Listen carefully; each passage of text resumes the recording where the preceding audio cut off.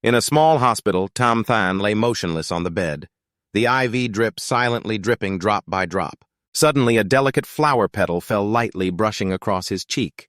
Tomthan startled awake, jumping up as if just escaped the jaws of death with a panicked look, hastily removing the oxygen tube. His eyes scanned the stark white room before resting on his trembling hands, an unbelievable feeling rising within. He mumbled in shock, "I've been reborn." Instinctively, he pulled the blanket hard, his complexion immediately turning pale. His legs were now nothing but bandaged stumps, the scars of an amputation surgery. Tomthan shook, gritting his teeth, eyes blazing with resentment. "Damn it, what time is it now?" he growled inwardly, trying to steady himself. Just then a girl in a short uniform skirt with hair tied in pigtails entered, looking cute but with red-rimmed eyes. Seeing Tomthan awake, she burst into tears and rushed to hug him tightly. "Brother, you're finally awake. That's so good." "We will definitely catch the person who caused the car accident and avenge you, and your legs will surely get better too." Tomthan was deep in thought, his mind spinning with chaotic memories. Reborn to the point 1 year ago. 1 year ago, he was the chairman of Huknyat International Group, the youngest billionaire in the country, suddenly reduced to a cripple after a horrific car accident, losing both legs. His career collapsing. After that, because he was busy with treatment, he let Teotian Tai, someone considered a sworn brother, seize control of Huknyat Group. Not stopping there, he used Tomthan's health as a hostage, forcing his younger sister to marry him in exchange for treatment costs, even shamelessly humiliating her right in front of him. Tomthan clearly remembered that he could only helplessly crawl on the floor, screaming in despair, "Teotian Tai, let her go now!" "Oh," he sneered contemptuously. "Oh, what are you barking at? I don't understand dog barks." In the end, Tomthan could only blink helplessly as his poor sister was bullied by him, powerless to do anything. Then a game called Thondo Huan Kung appeared, jointly developed by many international alliances with 100% realistic simulation technology.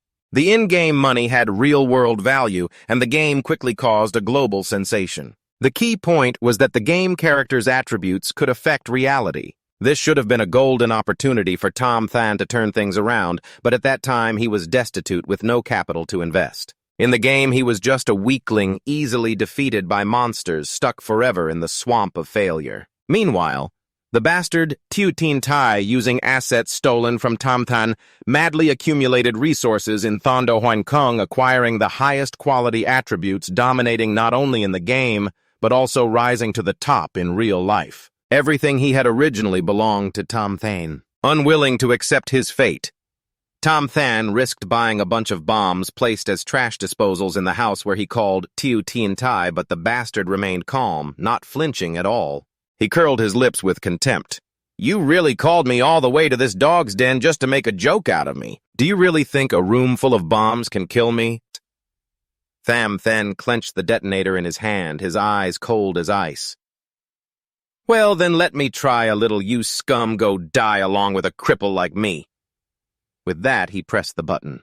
A deafening explosion tore through the whole house, shattered to pieces, and Tomthan's body was left broken, barely breathing amid the rubble. But what stunned him was that Teotian Tai was still standing there unscathed. He slowly stepped forward, sneering, "Why bother making such a fuss? Someone with the strength of a child in Thondo Huan Kung blowing up won't even singe a hair on me." He bent down and stomped hard on Tomthan's face, mocking, "Before you die, let me tell you something. Your parents' deaths and the loss of your legs were all caused by me. The funniest thing is that the last bloodline of the Tam family, you guys want to drag my name into this without knowing the whole truth." Tomthan was overwhelmed with unrelenting hatred, but the outcome could not be changed. Teotian Tai crushed his head with a ruthless stomp, yet the miracle was that he did not die. Tomthan was reborn back to the present, though he did not understand why. Why, he knew this was a once-in-a-lifetime opportunity. He had to be careful, protect his sister, and avenge the deep hatred for his parents. He gently rubbed his little sister's head, smiling softly. "Don't cry anymore, I'm fine. If you keep crying, I'll have to laugh." His little sister nodded quickly, wiping her tears, mumbling, "I'm not crying."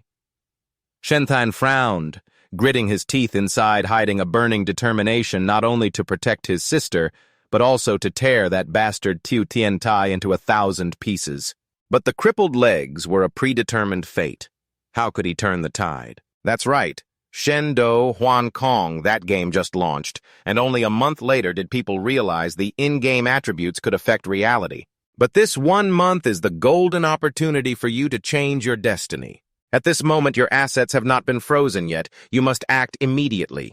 His little sister worriedly looked at him, seeing Shenthan's face darken, and asked, "Brother, is your face dark because your leg hurts? Let me go call the doctor." But Shenthan quickly grabbed her hand, his voice low. "Wait, I have urgent business for you to handle." She blinked in confusion and asked, "What business is that?" Shenthan looked at his little sister, his voice low but firm. "Help me buy a gaming console, the one that plays Shendo Huan Kong." Just then, the hospital room door burst open. Thieu Tiantai stepped in with a fake smile full of mockery. He looked at Shenthan, his tone mocking. "Playing games, huh, Than? Yeah, since when did you like playing games?" "Thieu is here. If you're passionate about gaming, what will happen to the company?" "See," Shenthan silently observed him, his eyes cold as ice. In his heart, he thought, "Yeah, this guy came to probe me, huh? Now I'm a cripple. What else can I do besides playing games?" Tiantai stroked his chin with a fake concern.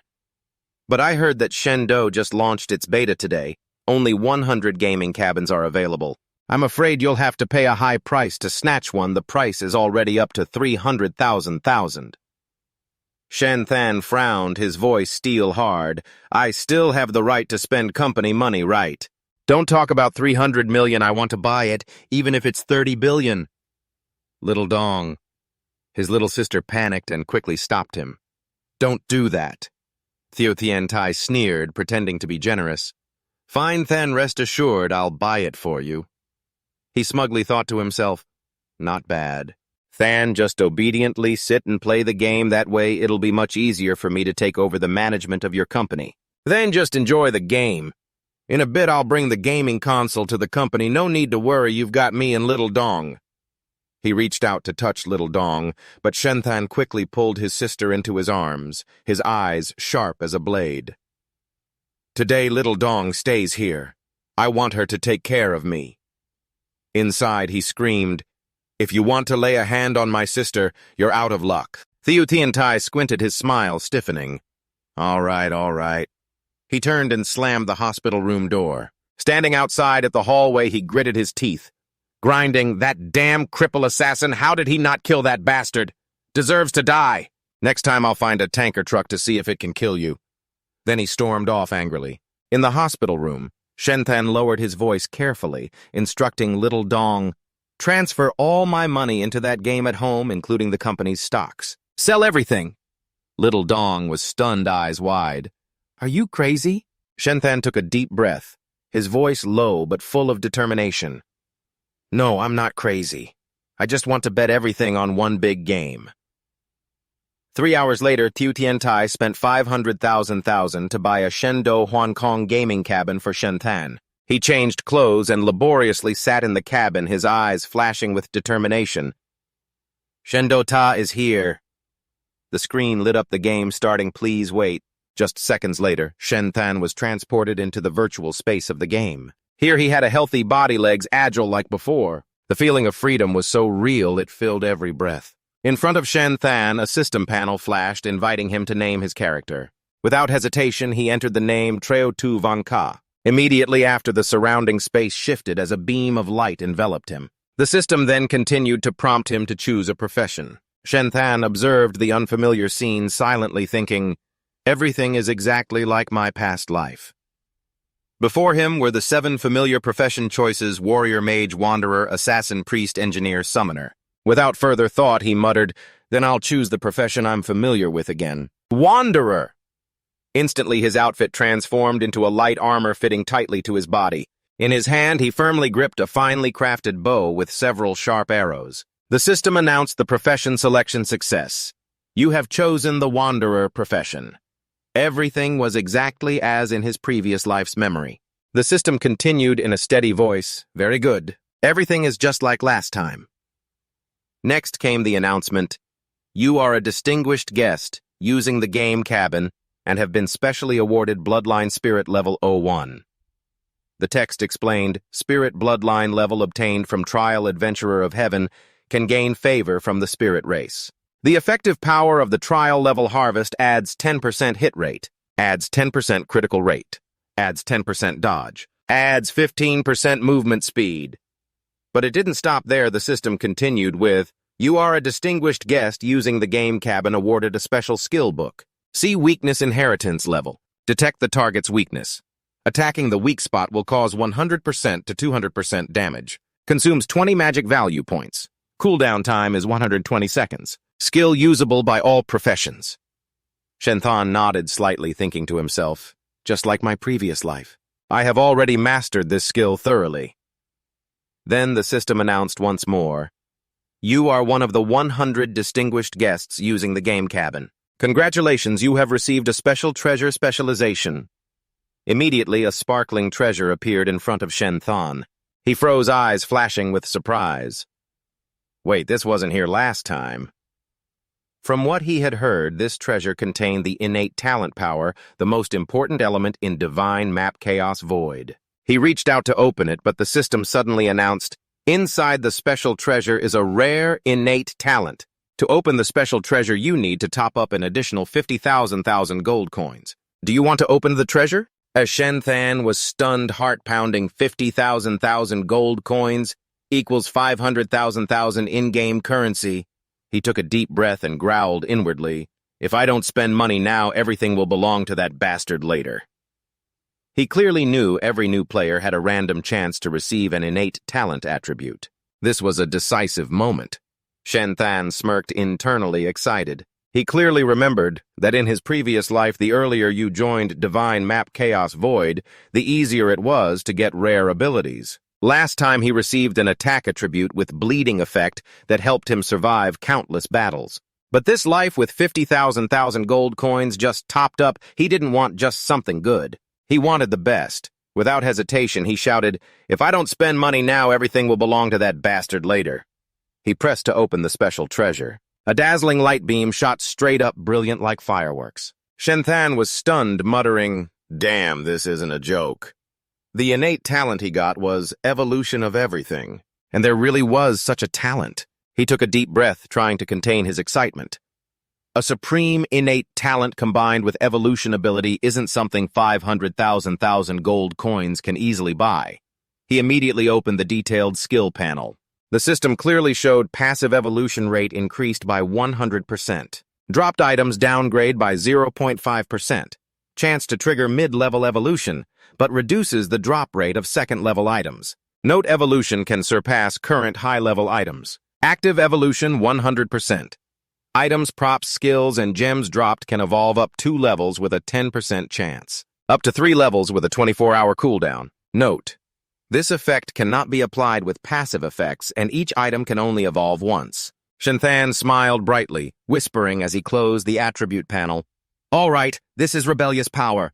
While other players were still struggling to hunt monsters for bronze or silver items, he could already leap to silver gold or even beyond 500,000. This is priceless. With this in hand, I can crush anyone beneath my feet. He pondered, his eyes flashing sharply. Soon in the game, he could attack any monster casually. Use dropped items to test how strong this skill really is. But wait, this skill has a 24-hour cooldown. The first evolution is extremely important. He must find something truly promising to test it on.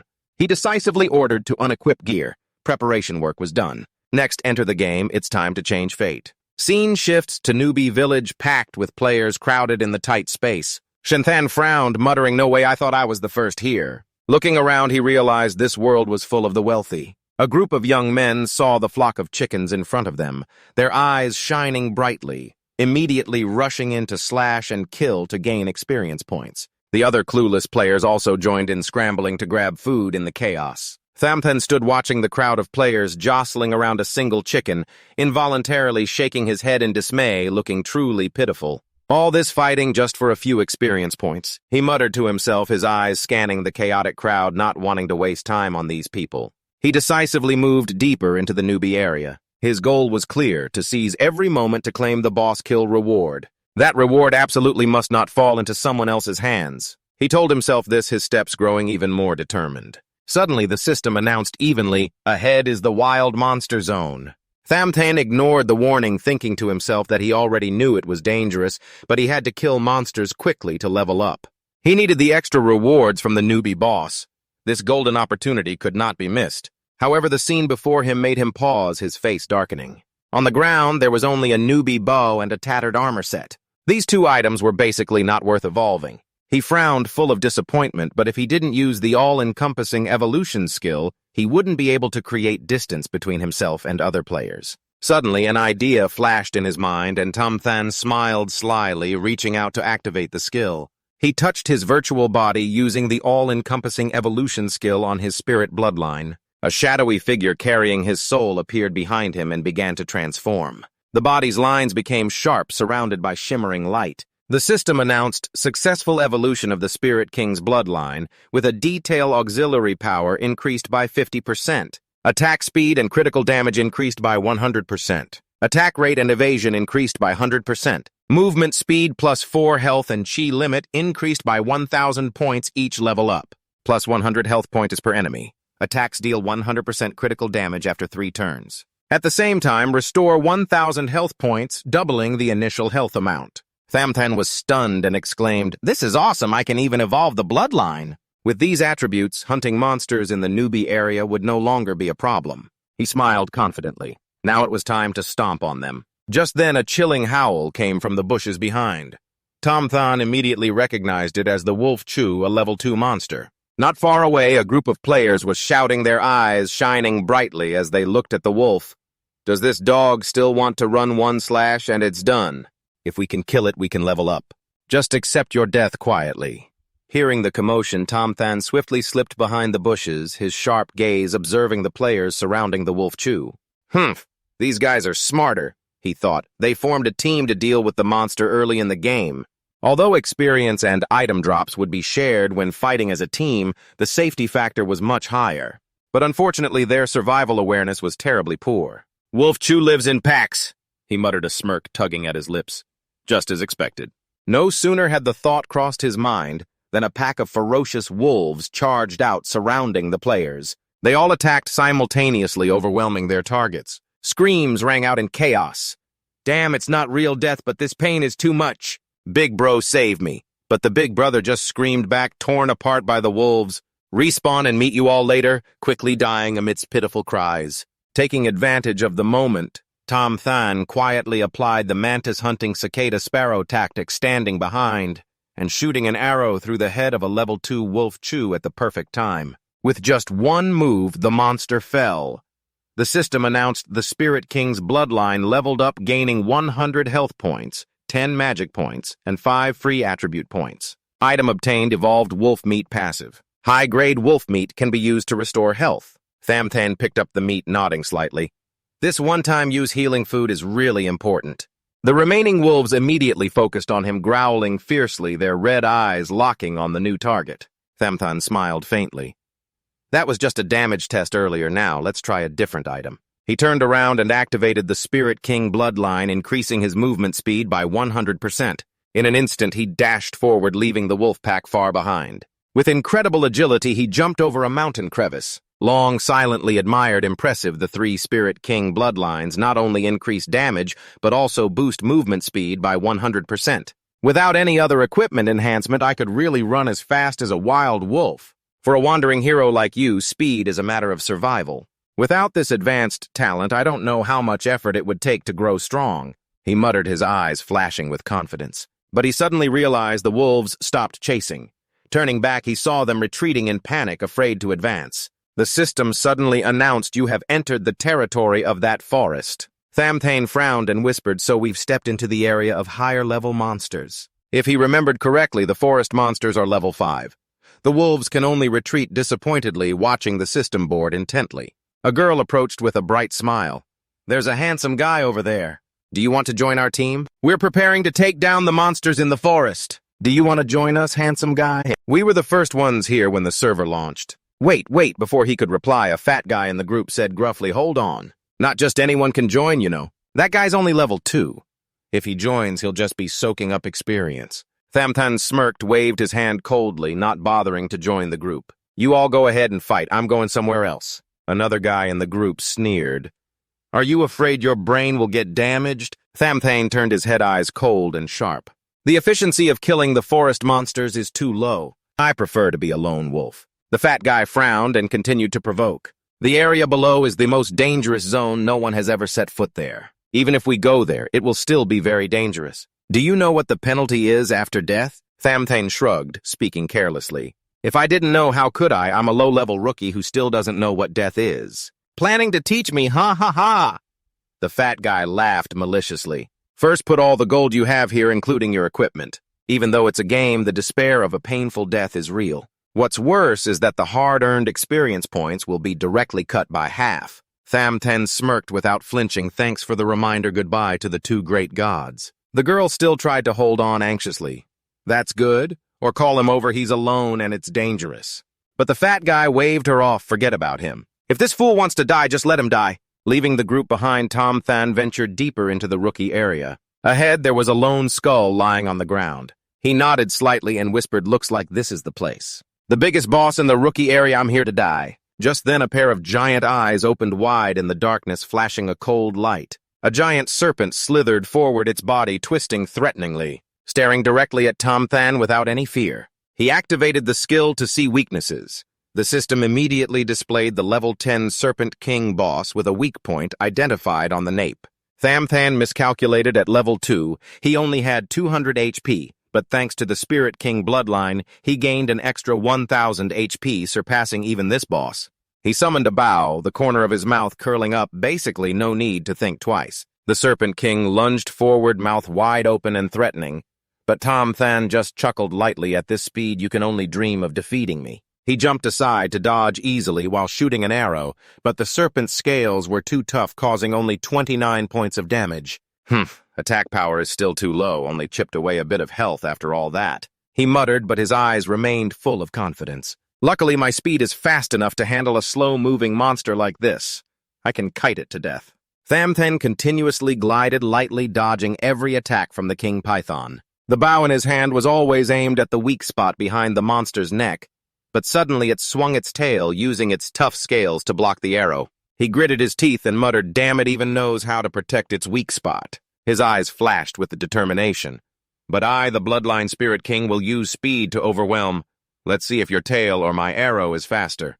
2 consecutive shots were blocked by the snake without causing a single point of damage. On the third arrow, Tomthan timed it perfectly, the arrow piercing the back of its neck and dealing 58 damage. He smirked. Hey, looks like you can't always block my speed. I'm still faster. But at that moment, the King Python opened its mouth and spewed a thick cloud of smoke. Tomthan hurriedly covered his nose, panicking.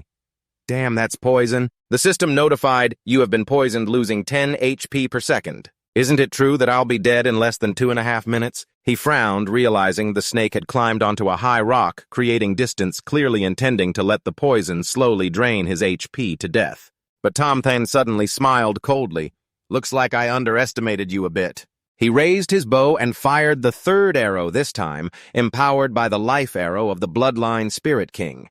The third attack triggered a critical hit, dealing 1,076 damage to the boss. He stepped forward with the momentum of an assassin's sweat beading on his forehead. Your ass is mine now, little bro. You can't resist me anymore. Critical hit, weakness, critical hit, stacking, critical hits. The King Python only had 597 HP left. 2 minutes to kill you, maybe even some leftover time, he told himself sharply. But the snake seemed to go crazy, realizing Tomthan's critical hit was too strong. It began wildly thrashing its tail, attacking like fireworks exploding at the opening of a chess game. You want me not to have a chance to strike? Tomthan muttered, flipping once in the air, bow raised in both hands, eyes locked on the boss. You really underestimate my speed. An arrow was released, hitting the soft belly of the snake, causing a critical hit of 200 damage. The King Python's HP was now only 3T. Tomthan paused and muttered, Huh? Why is the damage so high? Could its belly be softer while its neck is protected by scales, even though it's a weak spot? He smirked, confidence rising. At this rate, I'll kill you faster than expected. But suddenly, the King Python violently whipped its tail against a large stone wall, producing loud cracks and spreading fissures. Tomthan paused, eyes flashing with suspicion. Why does it look like it's smiling? Cracks spread outwards in all directions toward Tomthan, causing the surrounding earth and rocks to crumble and collapse into a deep pit. He gritted his teeth. This attack not only blocks me, but also uses force to cause a collapse, huh? In the distance, a thick, poisonous smoke approached again. Damn, this bastard is spitting toxic gas again. Tomthan frowned, feeling his HP dropping rapidly. System notification, poison toxin stacking, losing 20 HP per second. For a newbie, this is basically a death sentence. He muttered with cold eyes. First it traps me in a deep pit, then worsens the poison state. Does it think I can't jump high enough to escape? Even though the Bloodline Spirit King's HP is doubled. He knew he couldn't withstand the poison stacking much longer. No wonder it's the biggest boss in Tonthu village. Tomthan pulled out the high-quality wolf meat he had picked up earlier and devoured it. He really looked forward to seeing what would drop after he killed this guy. System notification, high-quality wolf meat regenerates. 2 HP per second, increases speed by 10%, lasts 20 seconds. Although it doesn't cure the poison, at least it slows down the HP loss. He told himself, eyes flashing with determination. Victory or defeat depends on these 20 seconds. Activating the Bloodline Spirit. King's max speed. Tomthan dashed around using his hands to cling to the rock wall and climb out of the pit. He leapt high. The bow shouted loudly, "Well done!" An arrow flew straight into the eye of the king python. The boss roared in pain, fell heavily to the ground, tried to crawl with its legs, but Tomthan didn't stop firing another arrow that shattered a scale on its body. The angry snake hissed threateningly, but behind Tomthan the figure of the Bloodvein Spirit King appeared proudly. He shot a powerful arrow aimed straight at the back of the neck.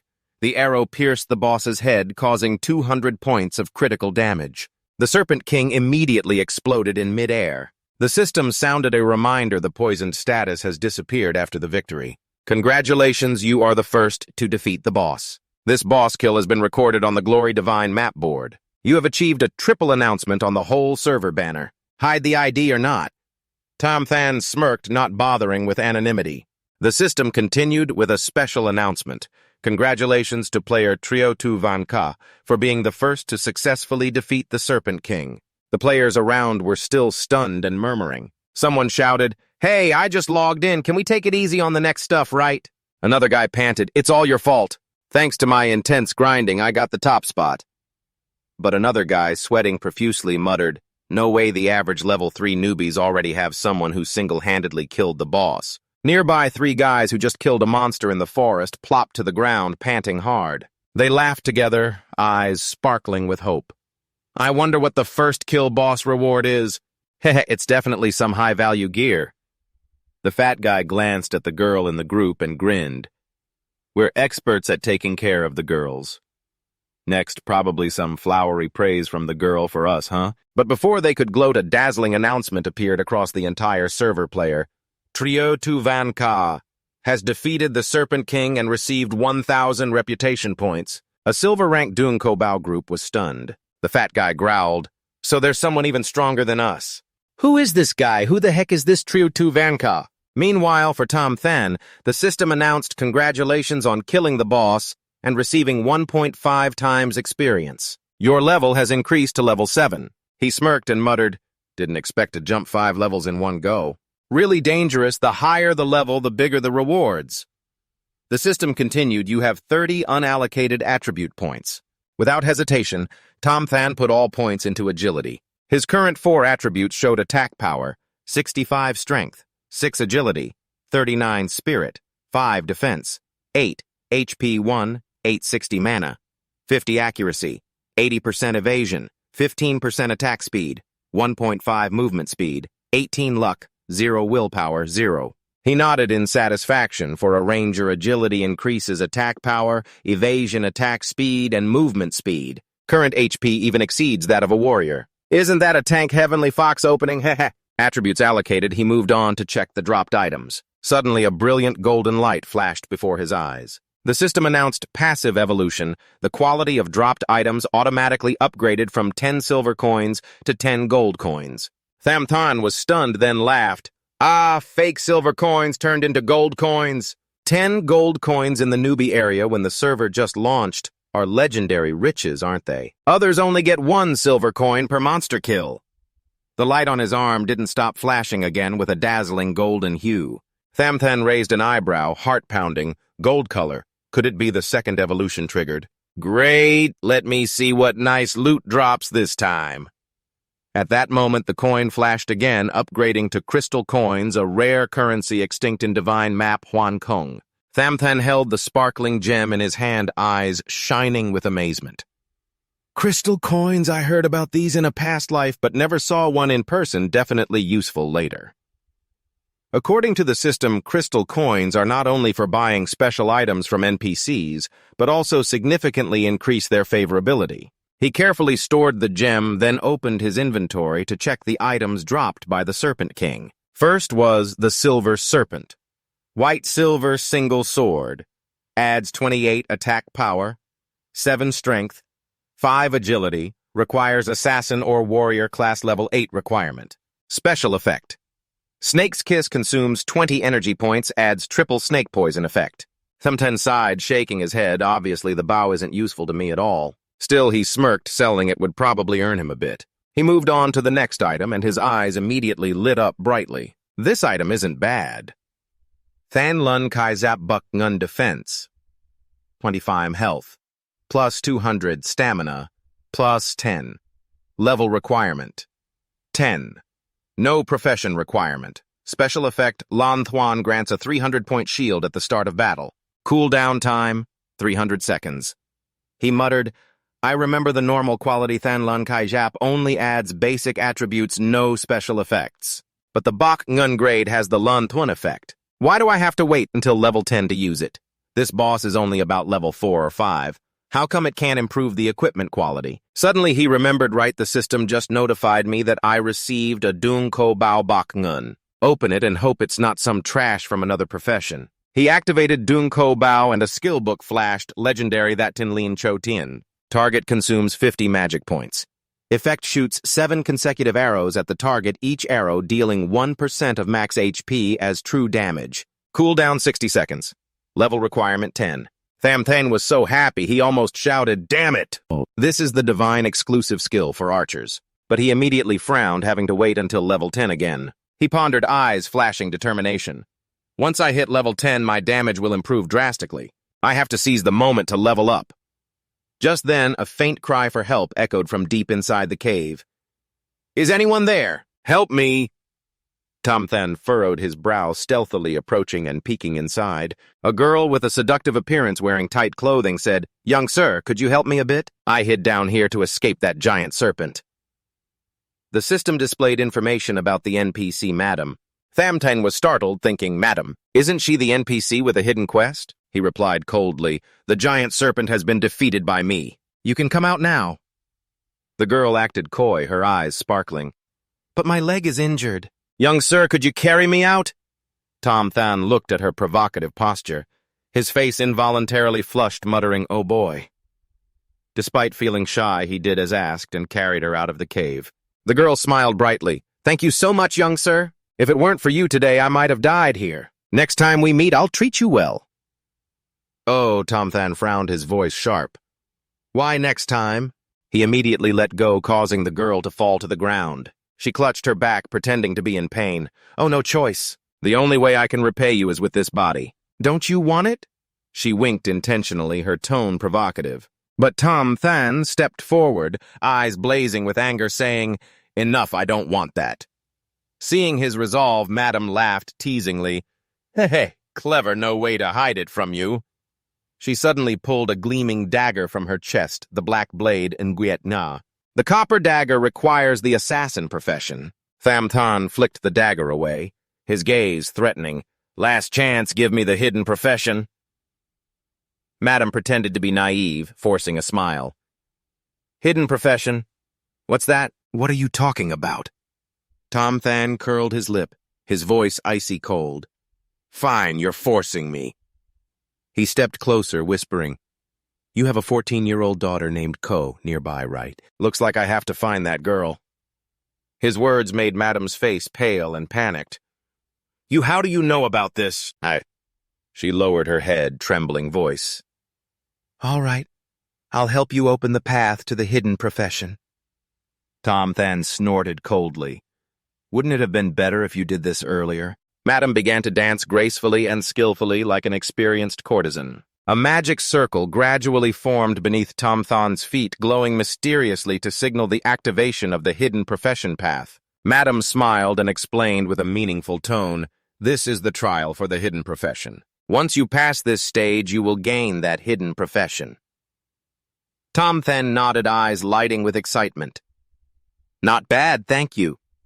But the girl's smile suddenly turned cold. "Don't thank me so quickly." At that moment, a notification appeared beside Tomthan. He glanced at it. His face instantly darkened. "Trial of the Haunted Assassin. Hard difficulty level. If you fail, you lose eligibility forever." He was stunned, muttering, "This is considered hard difficulty, and there's only one chance.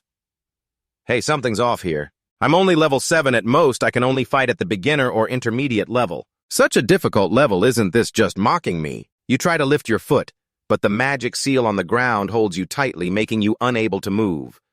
"Damn, my foot is locked by the magic seal." The old madam sneers. "Heh heh, who told you to dare threaten my daughter? This is the price you have to pay." The system notifies that the old madam's favorability towards you has decreased. Tomthan snaps awake, gritting his teeth. Wait a minute. If the favorability is like this, the best way to unlock hidden professions must be to increase favorability, right? Damn it! The teleportation portal begins to glow, emitting a mysterious light. You growl, "You better not underestimate me. When I pass this trial, I'll come looking for your daughter." The old madam sneers. "Whether you succeed depends on your own ability." In a flash, Tomthan is sucked into the teleportation space and lands on a dusty land.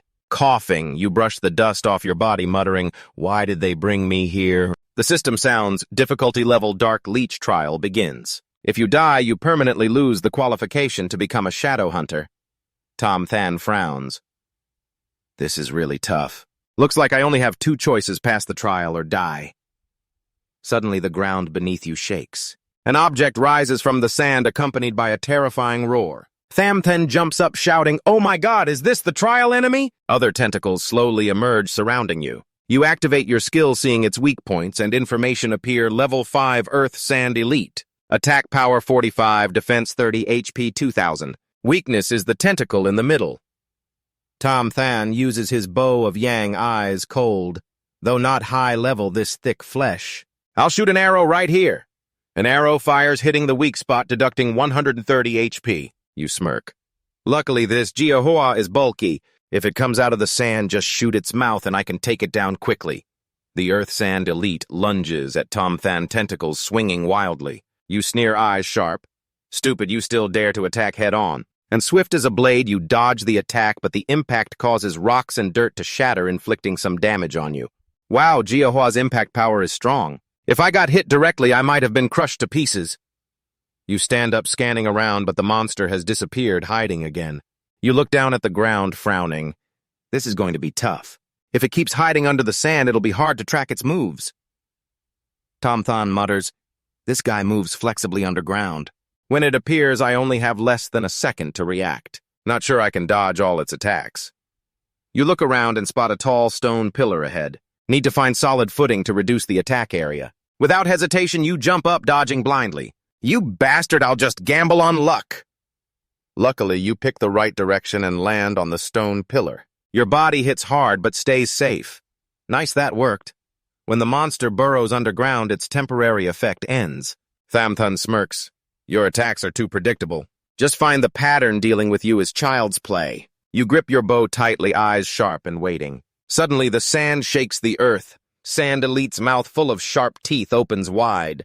Tomthan grins wickedly. "Heh." You leap up, shouting, "You're really stubborn, you stupid worm." The monster spits sand at you, but you're familiar with the move, kicking hard on the stone in front, easily dodging. At the same time, an arrow shoots out, hitting straight into the mouth, causing 260 damage. You sneer, "Why don't you keep attacking? Aren't those your only 2 moves? If so, your head is mine for sure." You jump high, aiming your bow of yang straight at the monster's mouth. This is it, one last shot. The arrow flies, causing 130 damage, finishing off the Earth Sand Elite. System notification. The sandworm is dead level increased to 810 tokens, converted to 10 silver coins. Item Sandworm Flower Bronze cannot be upgraded. Effect in sand environment movement speed plus 10. Tomthan frowns, muttering, "What is this? So big and it only dropped this junk. If you hadn't given me so much experience, I would have shot a few more arrows at you."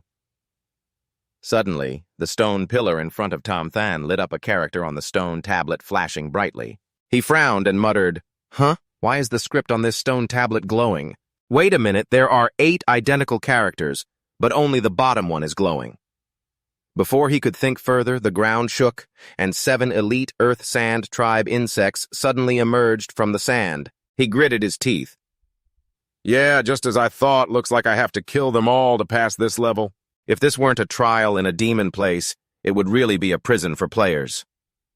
Tomthan scanned the area, calculating internally. You can't stand firmly on the ground. Just one step and the 7 giant insects can attack from all directions. No matter how fast I am, I can't handle so many enemies at once. He recalled that these worms appeared based on ground vibrations. How can I create vibrations from a safe distance? Shooting an arrow straight into the ground causes too strong an impact, startling the whole swarm. That would cause the whole area to collapse. He pondered, I have to lure them one by one to kill. Suddenly, an idea flashed, and Tomthan opened the Yanku Bao to take out 10 silver coins, which were very light. Using silver coins would be better. He threw a silver coin onto the sand to create a small vibration. Phew, this is more manageable. Call it throwing money to lure bugs. One Earth Sand tribe immediately popped up. Tomthan aimed his bow straight at its mouth, but only dealt 35 damage. He frowned. This position is safe, but its defense angle is too high. Not hitting the weak spot, each arrow only scratches 35 health. He smirked. But it's okay, I have plenty of money. So Tomthan kept throwing silver coins to create vibrations and lure each worm. 4 hours passed, and he breathed a sigh of relief. Around him lay the corpses of 7 Earth Sand Tribe insects scattered everywhere. The system announced his level increased to 10, gaining 15 unallocated attribute points. A total of 80 silver coins earned. Magic value increased by 30 points and health increased by 330 points. Tomthan laughed. Oh, I didn't even realize I'd reached level 10 already. These big worms give a lot of experience plus 15 unallocated attribute points. He thoughtfully opened his personal info panel. So far, my item drop rate has been pretty low. Could it be because my luck stat is 0? He allocated all attribute points into luck. Tomthan's luck stat soared to 15, bringing his critical hit rate up to 81% and dodge rate to 16%. He was stunned, murmuring, "Oh, so these 2 stats are related to luck." Just then, a passive evolution suddenly activated. A brilliant light flared from the corpse of an elite Earth Sand Tribe insect. A gorgeous purple beam shot straight up into the sky. Tomthan's eyes widened at the purple light. Don't tell me it's a legendary item drop. He recalled in his past life that because of a lack of money, he had put all attribute points into attack and health, missing many valuable opportunities. This time I have to see what this good item is. He rushed toward the light source. The system displayed item info, legendary sand burrow, an effect allowing free movement within sand for stealth movement speed in sand, plus 12, but cannot move through hard ground, unlimited mana consumption, no level requirement, restricted to desert terrain only. Tomthan frowned, murmuring, Damn, this is supposed to be a legendary skill. Are you kidding me? Making me learn to crawl like these sandworms is too trivial, isn't it? But he quickly calmed down. But maybe later it could save my life or be used for sneak attacks. He decided to learn it. The system announced, you spent 10 silver coins to learn the sand burrow skill at level 10. Tomthan immediately learned the 7-star Lotus Arrow skill from the white-silver Yanku Bao, earlier spending 20 silver coins. He also equipped the white-silver Thanlun Armor Feeling Power Surge. Not bad, finally leveled up my profession. He smirked confidently. Maybe right now I have the highest level on the server. But he suddenly frowned, looking around. All the inscriptions on the tower were lit, proving all monsters had been defeated. I picked up all the dropped items, but why is it so quiet? Suddenly the ground shook violently. What's going on? An earthquake. The stone pillar in front of him transformed into a gate opening onto stairs leading underground. Tomthan smirked. Looks like the real reward is down here. Not bad. Just the right time to see if there's a new skill or equipment. But just then, a clear voice rang from above. "Big brother, it's me, little one. Let's eat." "Big brother, I personally cooked your favorite egg and lean meat porridge." Tomthan was startled, looked up at the game cabin. "Wait, did she climb into the in-game inventory? Hurry down here or you'll fall." The system suddenly blared with a prompt outside the game.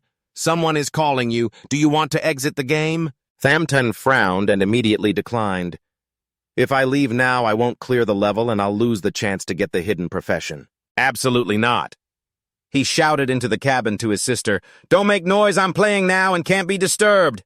The little boy's voice echoed back full of sulking, "Brother, you've been playing for 8 hours already." "You're still in the recovery phase, and if you keep going like this, I'll get angry." Tomthan spoke sternly. "Listen to me. Don't bother me anymore." The little boy irritably put down the bowl of porridge, muttering, thinking sadly to herself, "Brother, how did things come to this? How can I make you happy again?" Inside the cabin, Tomthan sighed softly. "Sorry, little sister. Wait until Big Brother is stronger." He activated the Sedon skill, whispering, "Phantom Flame Hand, lead me." Passing through the gate, he was teleported to a new space. The system immediately warned that this area is extremely dangerous. Please be cautious. Tomthan smirked. "Looks like the boss really is here." From beneath the thick sand, giant legs emerged. He gasped and widened his eyes. "No way, a crab in the desert." 3 pieces of info displayed. Desert King, Golden Level Boss, Level 15 Attack Power, 200 Defense, 80 HP 6, 1000 Special Ability, Sandstorm. He gritted his teeth. Damn, this defense and HP are ridiculous. He activated his skill and saw weaknesses, but the system reported no weak points found on Desert King's body. While he was pondering, a giant leg swung down from above. Tomthan jumped aside just in time, but the shockwave sent him flying, losing 100 HP. "This shockwave from the Jiahoa guy actually causes damage," he muttered, eyes full of surprise. Luckily, the Thanlan Kai armor provided a 300-point shield, but the pain still felt like getting hit by a truck. Looking at the deep crater created by the strike, he thought, no wonder this is a golden-level boss, just avoiding being stepped on isn't enough. Tomthan shot an arrow from his yang bow to test, but it only caused 1 point of damage. He rolled his eyes and muttered, "Just 1 point of damage. Its defense surpasses my attack power, reducing the hit to just 1 point. Without hesitation, he quickly dodged the Desert King's strikes. "Can't keep jumping forever. I have to use speed to run." He told himself, knowing the shockwaves from the attacks would hurt him otherwise. But suddenly a giant claw lunged. What the heck? At this range, no time to dodge. The strike shook the entire desert. But when the crab withdrew its claw, Tomthan had already vanished. He clung tightly to the claw, heart pounding, too dangerous.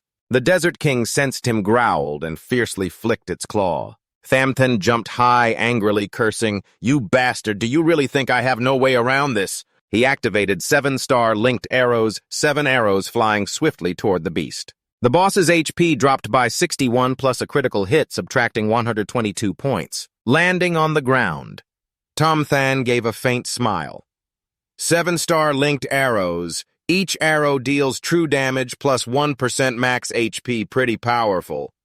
But he quickly frowned. Too bad it can't pierce the armor. Its HP is still 145 out of 6,000, and the more I hit, the more it hurts. The Desert King continued wildly swinging its giant legs. The shockwave shattered the 300-point shield from Thanlan Kai armor, leaving him unprotected. Tomthan grew more frustrated as he fought. "This damn bastard still isn't finished, huh?" He used his speed to jump onto the boss's head, fired the yang bow to activate 7-star linked arrows again, but this time no arrows shot out. He glanced at the status bar. "Roar, damn it, I'm out of mana." Although powerful, the 7-star linked arrows consume 50 mana points, exceeding his current limit. With his current state, he regenerates 5 mana points per minute, meaning he must wait at least 10 minutes before using the skill again. Suddenly, the Desert King leapt high, its enormous body blocking the light and kicking up a cloud of dust. Tomthan gritted his teeth, his eyes flashing determination. "You want to go big fine?" Tomthan furrowed his brow, sharp gaze. Could it be this Jiahoa guy wants to force me into the ceiling? Without hesitation, he jumped down, muttering, Too bad if you want to force me, your speed has to be 10 times faster. Suddenly, an infinite vortex appeared beneath the Desert King's belly, flashing like a signal. The system notified that the weak point on the belly has been identified. He was stunned. What is going on? Why am I only seeing the weak point now? No wonder I couldn't find it earlier. Turns out you hid it underneath. He smirked faintly. Did you jump up so I could spot you? You're really a kind-hearted crab. But before he could feel proud, a strange phenomenon occurred. The system warned that the SA Earth King's Great Teasing Moonstorm skill activated, dealing 100 damage per second, with movement restriction and blindness effects lasting 60 seconds. Tomthan hadn't reacted yet when 2 whirlwinds appeared, rushing straight toward him. Damn it! What kind of low-tier skill is this? High damage alone isn't enough. It lasts a full 60 seconds. He gritted his teeth. No way this wind pressure stops my feet from moving. There's no way to dodge it. If I get hit for the full 60 seconds, 6,000 damage will tear me apart. His health dropped fast, losing 100 points every second. Tomthan roared in frustration. You motherfucker, if you get caught in this whirlwind, you'll die or be crippled. Gritting his teeth, he used the yang bow, aiming straight at the boss's weak spot on the belly, shooting an arrow with 2 critical talents and stacked weaknesses, causing 260 damage. The Say Earth King roared angrily, his lower belly trembling and creating more whirlwinds, continuing to drain 100 health per second. Tomthan shouted, Just you wait in a minute, I'll show you what I'm made of. Suddenly, the area fell silent, as if he had vanished. From beneath the sand, a figure stirred. Tomthan leapt up, arrow aimed at the weak spot, roaring, Aha! Do you feel surprised? Do you feel shocked? His normal attack dealt 130 damage, and the SA Earth King activated Windstorm. But Tomthan sneered coldly, You planning to pull that old trick again? I'm not afraid of that move anymore. He used Saw Blink to vanish into the sand, moving 10% faster than predicted. In the blink of an eye, he appeared in a different position. Yangbo fired again. Luckily, I'm smart. Looks like I can't underestimate this move. Good thing I avoided the damage. He continued to chip away at the boss's health, his eyes flashing with confidence. Seeing Tomthan repeatedly targeting the belly weak spot, the Say Earth King hurriedly lowered its body to hide under the sand, but he was already above, using Saw Blink to move through the sand nimbly without using mana or cooldowns. Truly a legendary skill. He smirked from his high vantage point, shooting down to chip away at the boss's health. Here, here, and here, too. Although each arrow dealt small damage, his health remained intact. The Say Earth King roared furiously, suddenly speaking, Your grandpa? Tomthan was stunned. What, so you can talk after all? 3 seconds passed, his health down to 1/3, but the SA Earth King was exhausted. Its mana recovered enough to activate skills. He confidently shouted at the boss, Hey, you've rested enough, right? If you don't move, I'll strike first. The SA Earth King's health was down to 1/5. It growled in a hoarse voice. Don't. Stop attacking. Your constant harassment is tormenting her enough already. Just give me a merciful death, I beg you. Tomthan laughed bitterly. Ha ha, I want that too, but who told you your defense was so high? He activated the Yangbow's 7-star linked arrows, aiming straight at the belly weak point, 7 arrows flying fast to finish off the boss. The system announced, Congratulations, you have successfully defeated the SA Earth King. Experience gained from the challenge increased by 1.5 times. You leveled up 3 times. Tomthan smirked and muttered, Leveled 13 in just 1 day, I'm probably top of the server now. The system continued, congratulating. You have earned the qualification to change to the hidden class. Do you want to switch classes? Tomthan eagerly confirmed all this effort was for this. A bloodline of the Spirit King in his body stirred his form, gradually changing. The system notified, you have successfully changed class to Ghost Hunter 7 attribute points, plus 200 health, plus 200 mana, plus 20 attack power, all attributes, plus 5 talents. Ghost Hunter gains 7 free attribute points per level instead of 5. He laughed loudly. Way cooler, 2 extra points per level compared to others. The system displayed 2 ghost-exclusive skills. Summon summons a ghost to fight for 30 seconds, inheriting 40% attack power and all special attack effects and skills costing 50 mana. Death Trap sets an invisible trap on the ground, trapping all targets except self. For 5 seconds, damage during control increased by 100% ineffective against major enemies. Tomthan nodded, eyes shining outwardly calm, but this is a growth skill. The summoned ghost combined with Death Trap can cause explosive damage, killing enemies in seconds, truly a hidden class. He pondered what effect the ghost's evolution would have. The active evolution still had 5 hours to activate. Suddenly, the passive evolution on Tomthan's hand activated a brilliant light burst from the corpse of the Earth Sand King, adding a luck point indeed, no mistake. He lifted his lips as the system announced the amount received. 32 silver coins converted into 32 gold coins, 2 glass gems, currently possessing 43 gold coins, 20 silver coins, 8 glass gems. Tomthan scanned the items and muttered, "Let me see what other items dropped." He gathered all the items into the inventory. Announcing the first item, silver piercing bow assigned to the ranger class, requires level 10 adds, 50 attack power, 10 agility, special effect. Each attack reduces the target's defense by 5 points. Tomthan happily raised the bow. Finally, a decent bow to deal with high defense monsters.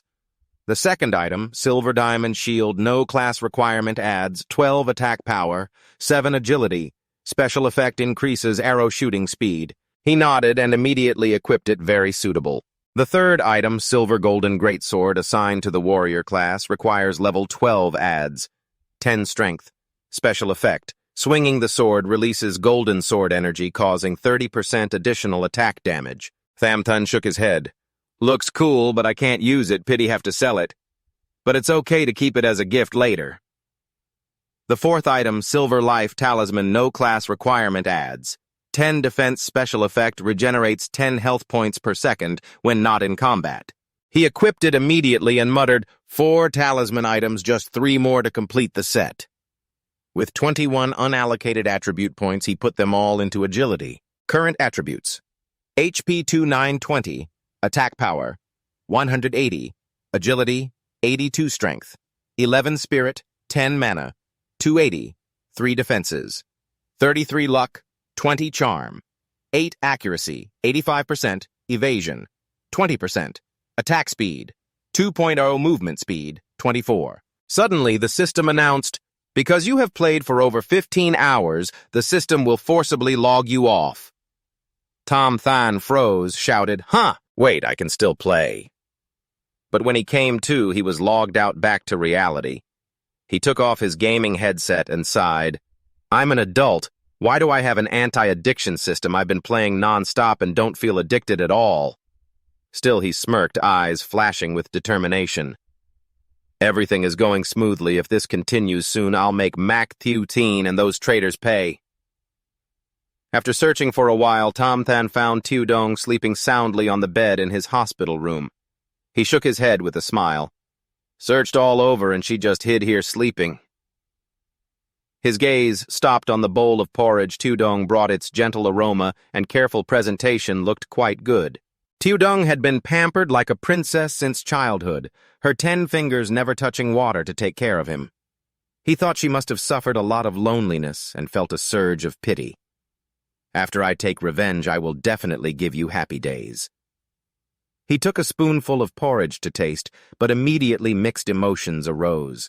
His mouth twitched. "Damn it, what the hell is this? Why does it taste like salty water mixed with honey?" He almost thought he had been poisoned. The noise woke Tudong. She rubbed her sleepy eyes. "Brother, finally you stopped playing games." Tomthan bit his tongue, not daring to spit it out, quickly said, "Sorry, I didn't mean to wake you." Tudong smiled brightly. "Ha ha, brother, have you eaten the porridge I made yet? How does it taste?" Tomthan swallowed dryly and forced a smile. "Delicious, very delicious, extremely fresh, super, super tasty." The girl excitedly said, "Then eat quickly. You look really hungry." Seeing his innocent sister's smile, Tomthan couldn't bear to tell the truth, but every time he glanced at the porridge bowl that looked like poison waiting, he could only swallow the porridge along with tears, his heart full of mixed emotions. By the second day, Tomthan's condition deteriorated seriously. A female doctor entered with a gentle smile. "Mr. Tam, are you feeling better?" Yesterday you vomited and had diarrhea. It scared the young lady to death. She looked at him and thought, this rich young master has a fit and handsome body. Even if he's disabled, just being by his side, I will be prosperous. Tomthan frowned and replied, I'm fine, probably just tired from gaming yesterday. The doctor nodded sweetly. If there's anything, just call me. I will do anything for your health. He lifted his lips. Oh, really? Then get me a wheelchair to the gaming pod. I want to play games. The doctor was stunned, thinking, isn't the divine game just a game to him? A moment later, after pushing him into the gaming pod, she still scratched her head in confusion. Did I not put on makeup well today? As Tomthan logged into the divine game, the system immediately welcomed him back currently with 300,000 players online. He frowned and muttered that it seemed many people had rushed into this game through cheap VR devices. Just 1 month after release, the global player count exceeded hundreds of millions. He clenched his fists, eyes flashing with determination. I must level up even faster. You open the Dunko report to check. You have equipped 7 items with only 3 slots left. Next, we need to hunt for some impressive gear and then go fight the level 20 boss. Shortly after you enter a small grocery store in the game. The shop owner's eyes light up immediately when he sees Than Lun Kai's silver armor on you, and he quickly steps out. Oh, a customer with silver-level armor. Who might you be, esteemed guest? May I ask what item you need? Tomthan scans the shelves and thinks to himself, sure enough, this place only has bronze-level gear. The good golden-level equipment must be hidden by the shopkeeper. You lift your lips and say straightforwardly, I want the store's top treasure. The shopkeeper is stunned. Top treasure, sir. You can pick anything and I can give you a discount, but the treasure itself, I'm afraid you can't afford. Tomthan coldly pulls out a shimmering glass gem that illuminates the whole store, making the shopkeeper's eyes shine brightly. Wow, a glass gem. I'm blind without one, but his favorability towards Tomthan instantly jumps to 70. He hurriedly waves his hand and a secret door opens, leading to another area. Sir, this area was supposed to open in 30 days, but you can choose early. Tomthan frowns in observation. Why is everything here junk? The shopkeeper startles, treasure and junk. But suddenly your eyes light up when you see a golden mask item. You point at it, I want that mask. The shopkeeper forces a smile. Kid, you have a good eye. This is the only golden mask supposed to be sold in a month. Price is 200,000 gold coins, but with that glass gem, I'll reduce it to 150,000. A system notification pops up. You have 200,000 gold coins. Do you want to use it to trade? Tomthan nods and transfers the payment immediately. The shopkeeper receives the 200,000 gold coin transfer notification, stunned and stammering, 200,000 you paid in full. Tomthan smirks. I don't need a discount, but next time you get good gear, please inform me first. Yet the shopkeeper remains stunned, unable to believe his eyes after receiving such a huge sum. No problem, VIP customer. Tomthan smiles and immediately puts on the golden white tiger mask. 200,000 gold coins for a unique piece of jewelry is not expensive. You press the activation button on your hand, turning off the display mode. The glass layer on the mask disappears, leaving only a thin mask that can be customized to show or hide. A system shows the golden white tiger mask's stat speed, plus 15 strength, plus 15 special effect tiger shape active skill, causing shock and terrifying slow effect to surrounding crowds, especially effective against lower-level players. Tomthan smirks, truly worthy of a high-level golden tier. But at that moment, nearby low-level players start whispering and gossiping. That guy's mask seems unusual. Don't you see it's golden tier? Already golden tier impossible must be hacking. No store in this city sells golden gear even with money you can't buy it. Definitely hacking. A big guy steps forward and pats Tomthan's shoulder. Hey, little bro, slow down a bit. You turn back with cold eyes. What's up? The guy smirks. I see your gear's not bad. Let me borrow something to try. Tomthan turns off the mask display, revealing a normal face tone, icy. Based on what do you want to borrow? The guy sneers. Based on the fact that you just logged in and already have high-level gear, definitely cheating. If you don't want to get banned, better hand it over quietly. Tomthan laughs out loud. You mean you want to rob me, right?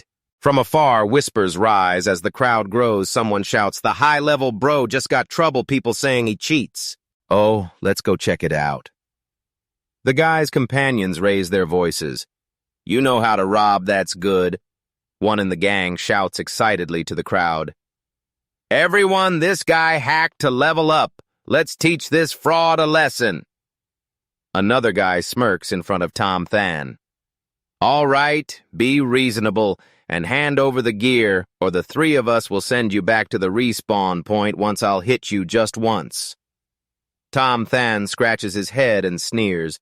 Sure enough, fools exist everywhere, a few petty people who don't know the sky from the ground. You check the group, all level 4 or 5 players daring to act tough. Most annoying are these kinds of troubles. You point directly at the three, all three of you come at me together. An archer jumps up shouting, if you move, I'll smash your head. You're way too arrogant. But Tomthan immediately activates the tiger form from the golden white tiger mask. A mighty tiger appears with overwhelming pressure, shaking the whole area. The three simultaneously fall down, their insides crushed, spitting fresh blood. Tomthan coldly laughs. Come at me once, I'll fight once. Remember this well, my ID is Treotuvanka, always welcoming all challengers. Hearing the name Treotuvanka, the crowd stirs. Hey, I've heard this name before. This is the number 1 on the leaderboard 3 ranking lists. Number 1, Treotuvanka. Level 13 profession, Ghost Hunter. Number 2, Thungtian Bahwit, level 10 profession Warrior. Number 3, Dianguk Huabaohua, level 10 profession Mage. The crowd frowned in amazement. He is the number 1 genius divine painter. No way, finally met you in person. The archer paled and mumbled, such a bastard, yet called the number 1 genius. Tomthan paid no attention and entered a small house in the forest. But before fighting monsters, there was one thing to do first. From above, he spotted a little girl. Finally found you. He called out loudly, Little miss, can I ask you something? Do you know, madam? The girl frowned, annoyed. I'm not little anymore, and you're not that old either. So why call me Little Miss? Tomthan thought silently, impolite. That girl indeed. He smirked and asked her straight, You're Lin Ni madam's daughter, right? The girl startled. How do you know my name? What do you want? Than smirked deliberately, making a mischievous face as he said, Lin Ni. Your mother agreed to marry you off to me next year. The girl's face flushed red and stammered, Hey, hey, hey! Then she burst into tears and ran away for help. Mom, what's wrong with you? You already married me off. Tomthan looked at her panicked expression and barely held back laughter, almost losing his serious face. Hearing Lin Ni's call, Madame Ko poked her head out of the house, worried. What's wrong, Lin Ni? The girl choked up, voice trembling. Did you really marry me off? Madame Ko was still confused when Tomthan stepped forward, waving and smiling hello. Seeing him, Madame Ko was startled. You already passed the difficult trial. Tomthan shrugged confidently. Of course. Remember what I said that day. After the trial, I would find your daughter. My word is my bond. Madame Ko frowned. What exactly do you want? If you do something beyond limits, I will move away. Tomthan pretended to be surprised. Move away. He scratched his head and laughed quietly, ha-ha, threatening an NPC to the point of wanting to move away. I'm the first. Then his tone softened. Don't be tense, I just want you to give me the intermediate dungeon map.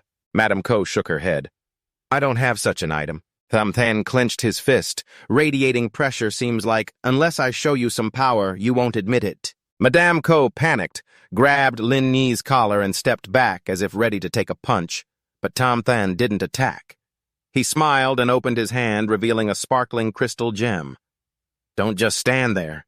This is to thank you for unlocking the hidden profession trial for me. Take it. The system notified that Madame Ko and Lin Ni's favorability increased by 50 points. Madame Ko looked at the gem with bright eyes, stammering, Is this really for me? Lin Ni quickly grabbed it and cheered, So beautiful, thank you, big brother. Madame Ko hurriedly pulled her daughter. Give it back quickly. We don't need his stuff. Though they didn't need it. Lin Ni hugged the gem tightly and refused to give it back. No, I won't. I'm giving it to Mom. The girl turned to Tomthan with sparkling eyes. Big brother, is it true you said you'd marry me next year? Is that considered a token of betrothal? Tomthan thought silently, this little girl is truly stubbornly famous. A joke, and she actually believed it. He smiled and replied to Lin Yi, of course, but I need your mother to give me the advanced dungeon map. Madame Ko shook her head. The rules only allow issuing the intermediate map 20 days after the server starts, but since you gave me the crystal gem, I'll reveal a secret. The system granted intermediate dungeon map authority to village chief Lin Yi. She immediately raised her hand excitedly. I know where the village chief's house is.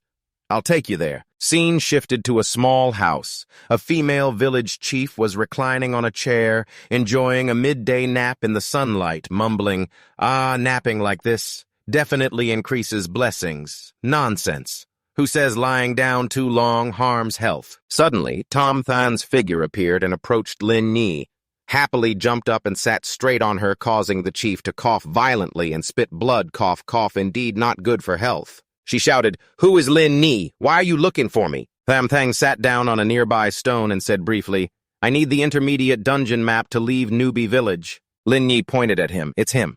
The village chief frowned at Tomthan. You're young. Don't be too aggressive. I see you're only level 13.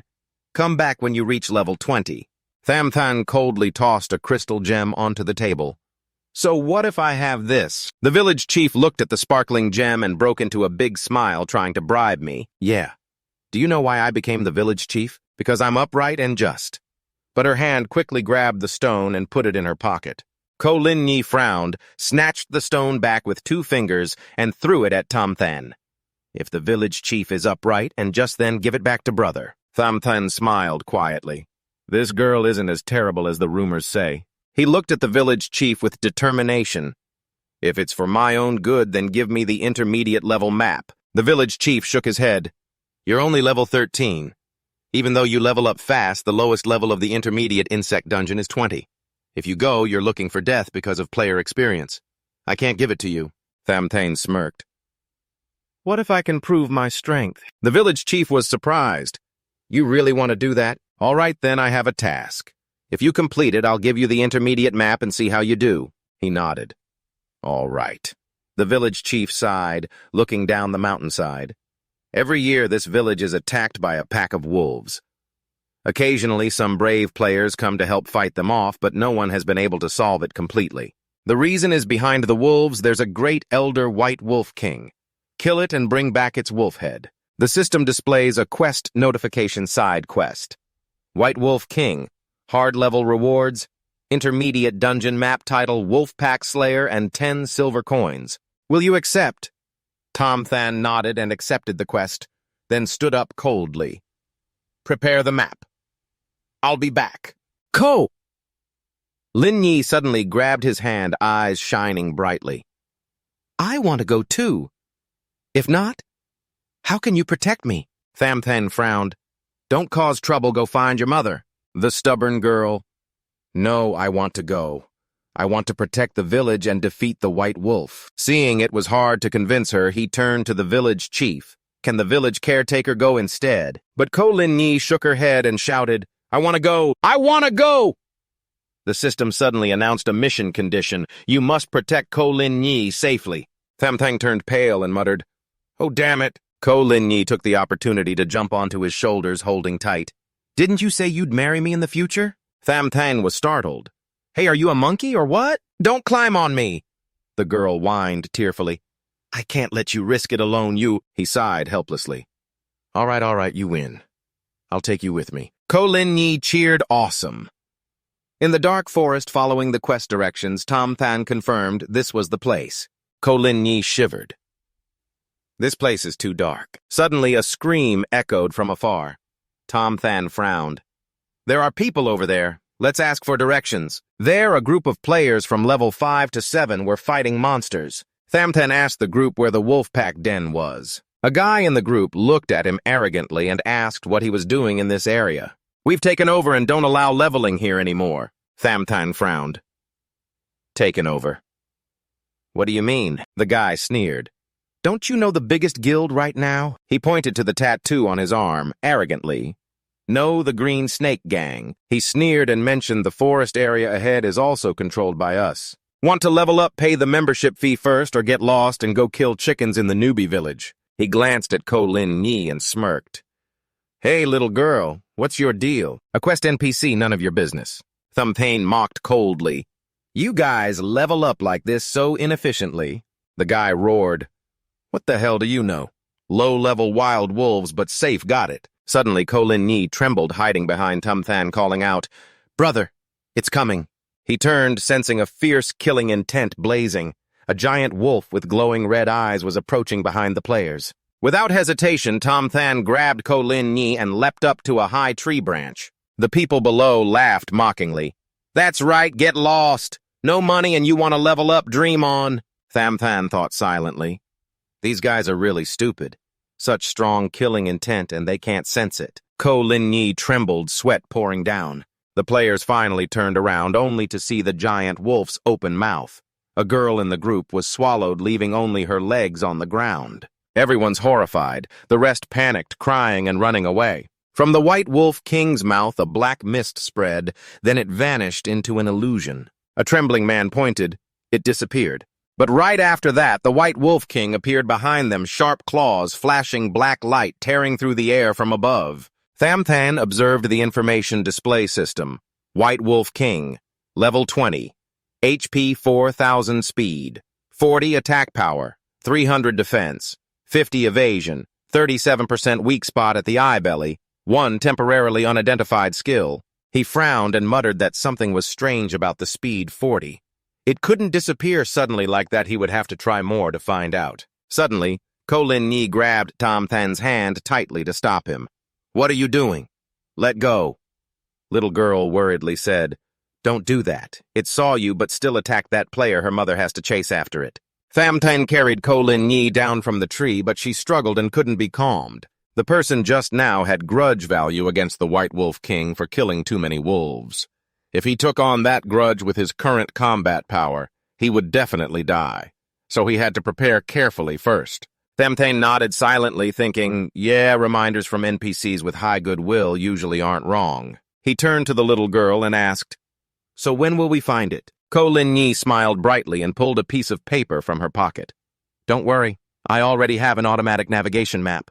Tomthan took it, surprised. Automatic navigation. Why didn't you take this good thing out earlier? The little girl winked and giggled. Why didn't you bring me along from the start? Just then the system announced that active evolution could be used. Tomthan laughed heartily. Hey, just in time. I was feeling down about leveling up. Ko Lin-Yi looked at his glowing arm and exclaimed, Wow, so beautiful. What is this? He smirked. It's something good. Let me show you my skill. He activated active evolution for the spirit bloodline, but the system immediately reported error. The spirit bloodline has already evolved and cannot evolve further. Tomthan blushed and scratched his head. Ha, just trying it out. Trying isn't against the law, right? He muttered that now he could only evolve the illusion-shattered hand. Never having used this skill before, he decided to test its effectiveness. He summoned a phantom. Summoning an identical clone appeared in front of Ko Lin-Yi. The little girl's eyes widened, and she kept praising the water surface turned into a new big brother. Tomthan nodded. Good, let me test its power. He ordered the use of the 7-star linked arrows. The clone immediately drew a bow and condensed 7 sparkling arrows exactly like his skill. Tomthan quickly stopped him. Stop! No need to go all out. He laughed loudly. No wonder it's a hidden profession. It can use my skills. Suddenly, an idea flashed in his mind. If the clone can also use 7-star linked arrows, isn't it? Tomthan commanding the illusion clone to use active evolution. Immediately, the summoned phantom's arm condensed a brilliant radiance spreading throughout its body. The system announced that the summoned phantom evolved to Tier 1, Tier 2, cannot evolve further. The number of phantoms increased from 1 to 2. Attack inheritance increased from 40% to 60%. Duration increased from 30 seconds to 60 seconds. Tomthan laughed joyfully. Damn, didn't expect the phantom could also use active evolution. Ko Lin-Yi's eyes widened in amazement. Brother, are you hacking? He smirked. Hacking, don't joke. Even hacking couldn't be as awesome as me. Ko Lin-Yi still doubtful. So now, what's your win rate? Tomthan was very confident. The advantage has reached 20%. Tomthan activated active evolution, again targeting the 7-star linked arrows. The system announced the 7-star linked arrows transformed into 7-star blazing arrows cannot evolve further. It fired continuously. 7 fire arrows each causing damage plus 1% of the enemy's max HP with a burn effect, dealing 50 damage per second lasting. 7 seconds. Cooldown reduced from 60 seconds to 40 seconds. Mana consumption reduced from 50 to 30. Tomthan scratched his head and muttered, "I thought this would turn into 8-star blazing arrows." Ko Lin-yi cheered. "This is already very powerful win rate up to 34%. But the system suddenly reported the summoned phantom evolution was complete. Tomthan was surprised. That fast, he summoned another phantom shouting to use active evolution, but the system announced it was on cooldown and couldn't be used. He frowned, realizing maybe the phantom inherits the attributes and cooldown time from the original. Since I just used active evolution, the phantom has to wait too. He muttered he'd have to upgrade both phantoms first next time. Turning to Ko Lin-yi. "You tell me, little girl, we have to find a way to increase the chance of a big win." The confused girl. "So, where are we going now?" Tomthan smirked. "Just follow me." At a wide stream, a monster hunting suddenly became the prey when an arrow from above pierced through its body. Tomthan stood on a tree, laughing loudly. "Got it." The system announces you received premium crocodile meat. A passive evolution effect restores 200 health. 20 mana increases movement speed by 30%, power and agility by 10% for 30 seconds. Ko Lin-yi clapped and cheered, "Awesome, we have fish to eat!" But Tomthan was not satisfied. Yet, he activated Summon Shadow, calling out 2 clones smirking at the girl. "Don't worry, there will be enough to eat soon." 1 hour later, Ko Lin-yi was full, hugging her belly. "The first time I've eaten such delicious fish." Her favorability towards Tomthan increased by 30 points, he smiled. "Of course, this is evolved premium crocodile meat." He checked the inventory report. Premium carp meat X41 restores 10 health, 5 mana per second for 10 seconds. Premium crocodile meat X117 with the same effect as above. He nodded. The efficiency of 2 shadows is too high with this amount of recovery items. It should be enough to handle the White Wolf King. What's the current win rate? Ko Lin-yi thought. Slightly damaged, maybe around 40%. Hearing this, Tomthan stood up confidently. "All right, let's set out to eliminate the White Wolf King." The girl followed closely. "Wait for me a bit." But neither of them knew that from afar a team was secretly following Tomthan using the map provided by Lin-yi, stopping in front of a cave. "This is the place, thanks for leading the way, girl." He summoned 2 shadows and activated Death Trap. Each shadow lasts 60 seconds cooldown of Death Trap, is 30 seconds, meaning each summon can set 2 traps. 4 traps per repeated cycle continuously. Truly a labyrinth. In just a moment, he had arranged about 10 traps blocking the White Wolf King's escape. Ko Lin-yi's eyes widened.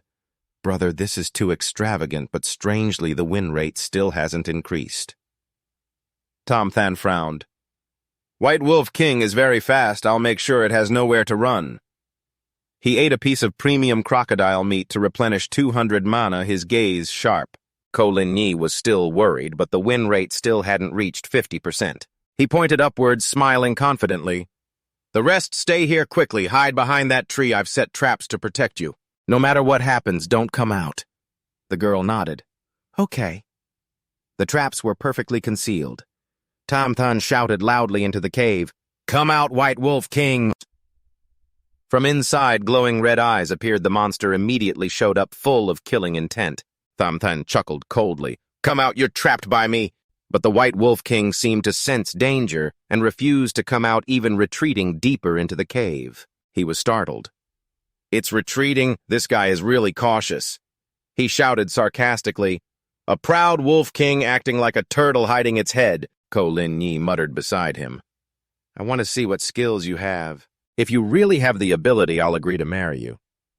Suddenly, a hand from behind covered the girl's mouth, silencing her. The system announces Death Trap has been activated. Tomthan was stunned. "Oh, it's activated, but the White Wolf King didn't trigger the trap at the cave entrance." He turned to scold the annoying girl, but the scene before him made him freeze. A team from afar was holding Ko Lin-yi tightly. She cried and struggled. "Let me go. That brat is really annoying." Tomthan stepped forward and shouted, "Hey, let go of this little devil." Ko Lin-yi struggled and shouted loudly, That's right, we're minors. How dare you kidnap me as a hostage? Be careful or I'll call my husband to beat you all up. The leader laughed. Husband? How old are you this year? Tomthan worriedly thought, oh no, don't this girl isn't just aiming at me. But as predicted, Ko Lin Nhi pointed straight at him, crying, Husband, hurry and save me, there's a bad guy. He almost fell, muttering, oh my God, what is she doing? I'm doomed. The leader sneered. This girl calls him husband. Even kids won't spare him so despicable. He pointed at Tomthan. Kid, do you know whose territory this is? Tomthan coldly replied, yes, Than Sa Bang. The leader roared, your damn gang dares to come here and grind levels in broad daylight. Some of my men were attacked here. It's related to you, isn't it? Tomthan shrugged. Some of your people got killed. That has nothing to do with me. If you don't believe me, ask them. You'll know as soon as they respawn. The leader sneered. Looking at your cowardly face, I doubt you could kill 5 people at once. Hurry up and say, why are you here?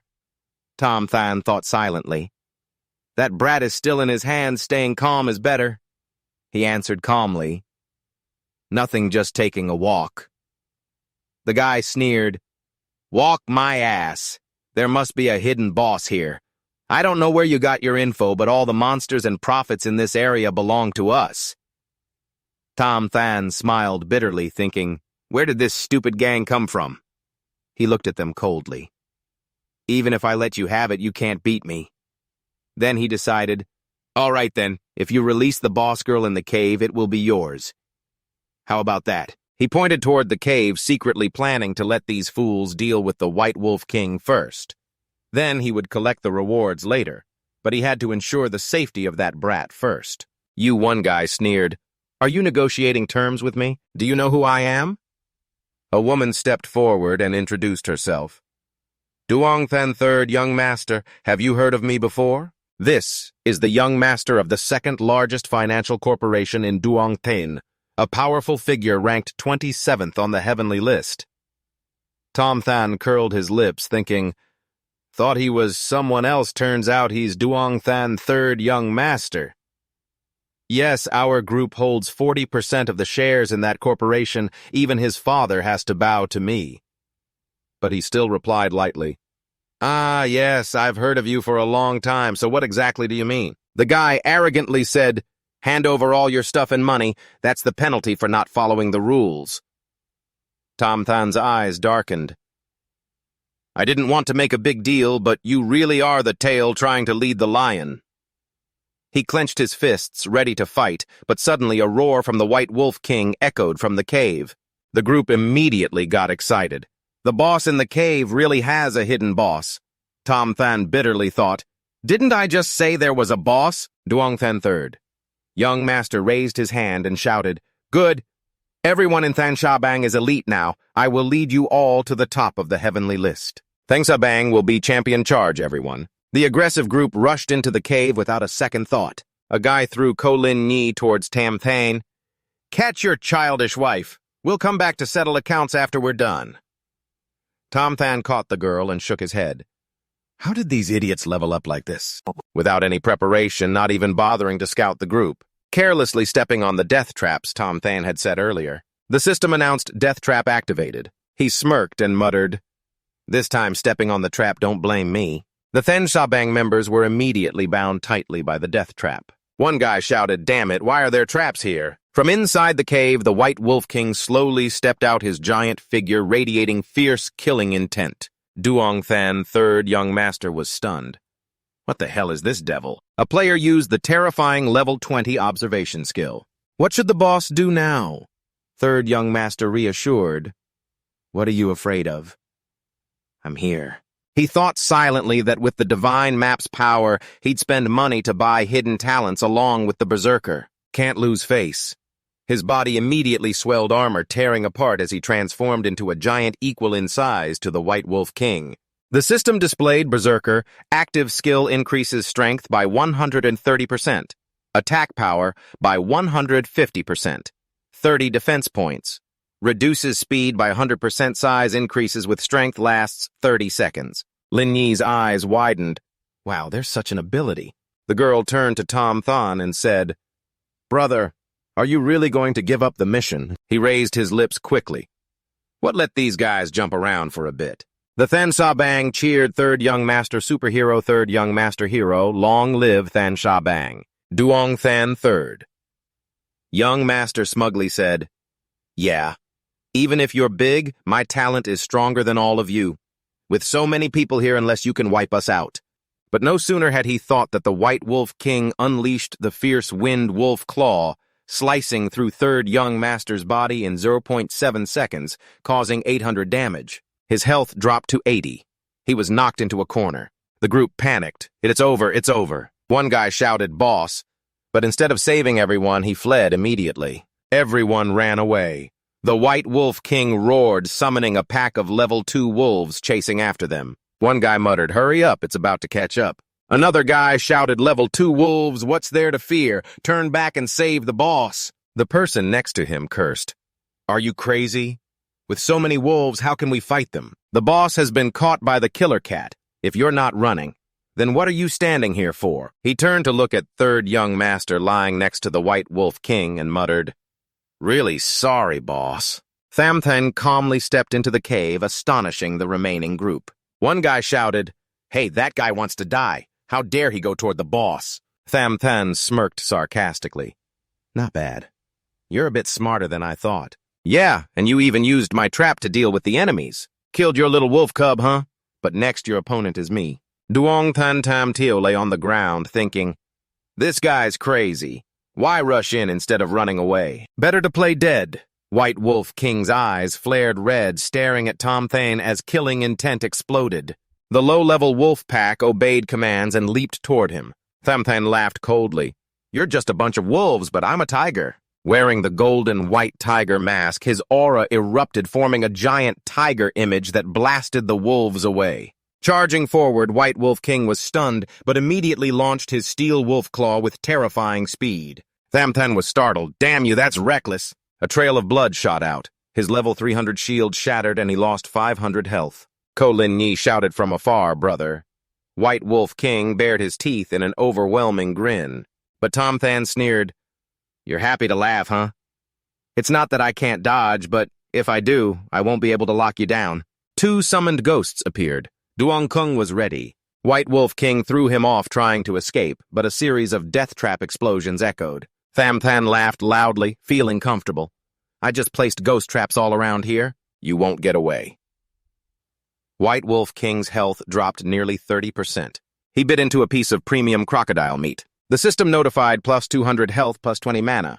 Tomthan chewed slowly, glaring at White Wolf King, who growled angrily. Let's see who exhausts first, you or me. The monster roared and vanished at terrifying speed. Tomthan thought, is he using invisibility? In the blink of an eye, White Wolf King slipped behind and struck, causing him to lose 400 health. He muttered, I remember now he used this move on those others. Still hovering in midair, he saw White Wolf King disappear again. He disappeared again. The next 2 hits each took 200 health, cutting Tomthan's health in half. He growled and attacked continuously. So you won't give me a chance to heal. Clawing again, White Wolf King sneaked behind to strike, but when his claw swung, the death trap activated, binding him tightly. Tomthan laughed loudly. Your shape-shifting move is fierce, but unfortunately you only know close combat. Just step on the traps I set and you'll trigger them immediately. Duong that Ting Kung aimed straight now, it's my turn. A 7-star flame arrow shot out, dealing 196 damage. White Wolf King's health was 2 to 384. He growled angrily. White Wolf King broke the trap and charged, unleashing Steel Wolf Claw, causing 800 damage. Tomthan laughed coldly. I knew the trap wouldn't control you, so I didn't dodge, using my body to hold you instead. He snapped his fingers. 2 summoned ghosts appeared above, simultaneously placing death trap triggers, locking White Wolf King down.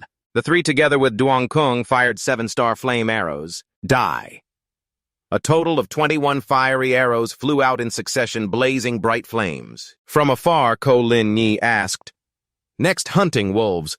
Do you know where the wolf pack is gathering? Tomthan pointed right over there. But just as he finished speaking, a huge explosion rang out, smoke rising in a mushroom cloud. Ko Lin Yi's eyes widened.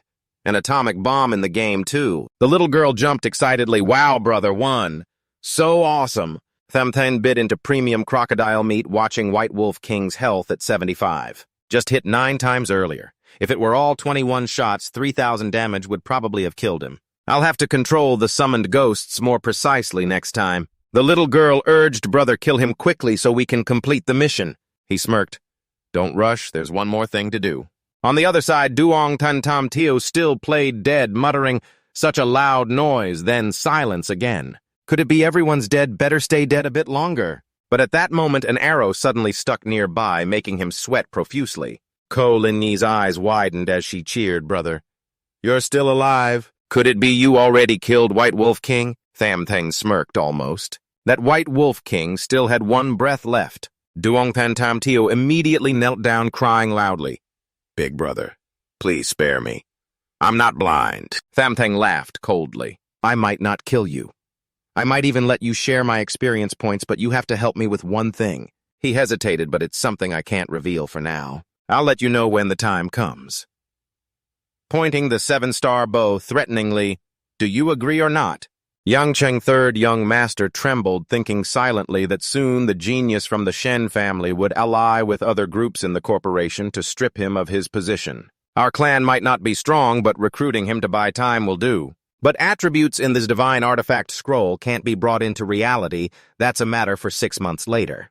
We have to level up steadily during this time. He took a deep breath and said, If I refuse, you'd shoot me right away, wouldn't you? Shensing nodded. Of course, after all, you come from a merchant background. Agree without conditions.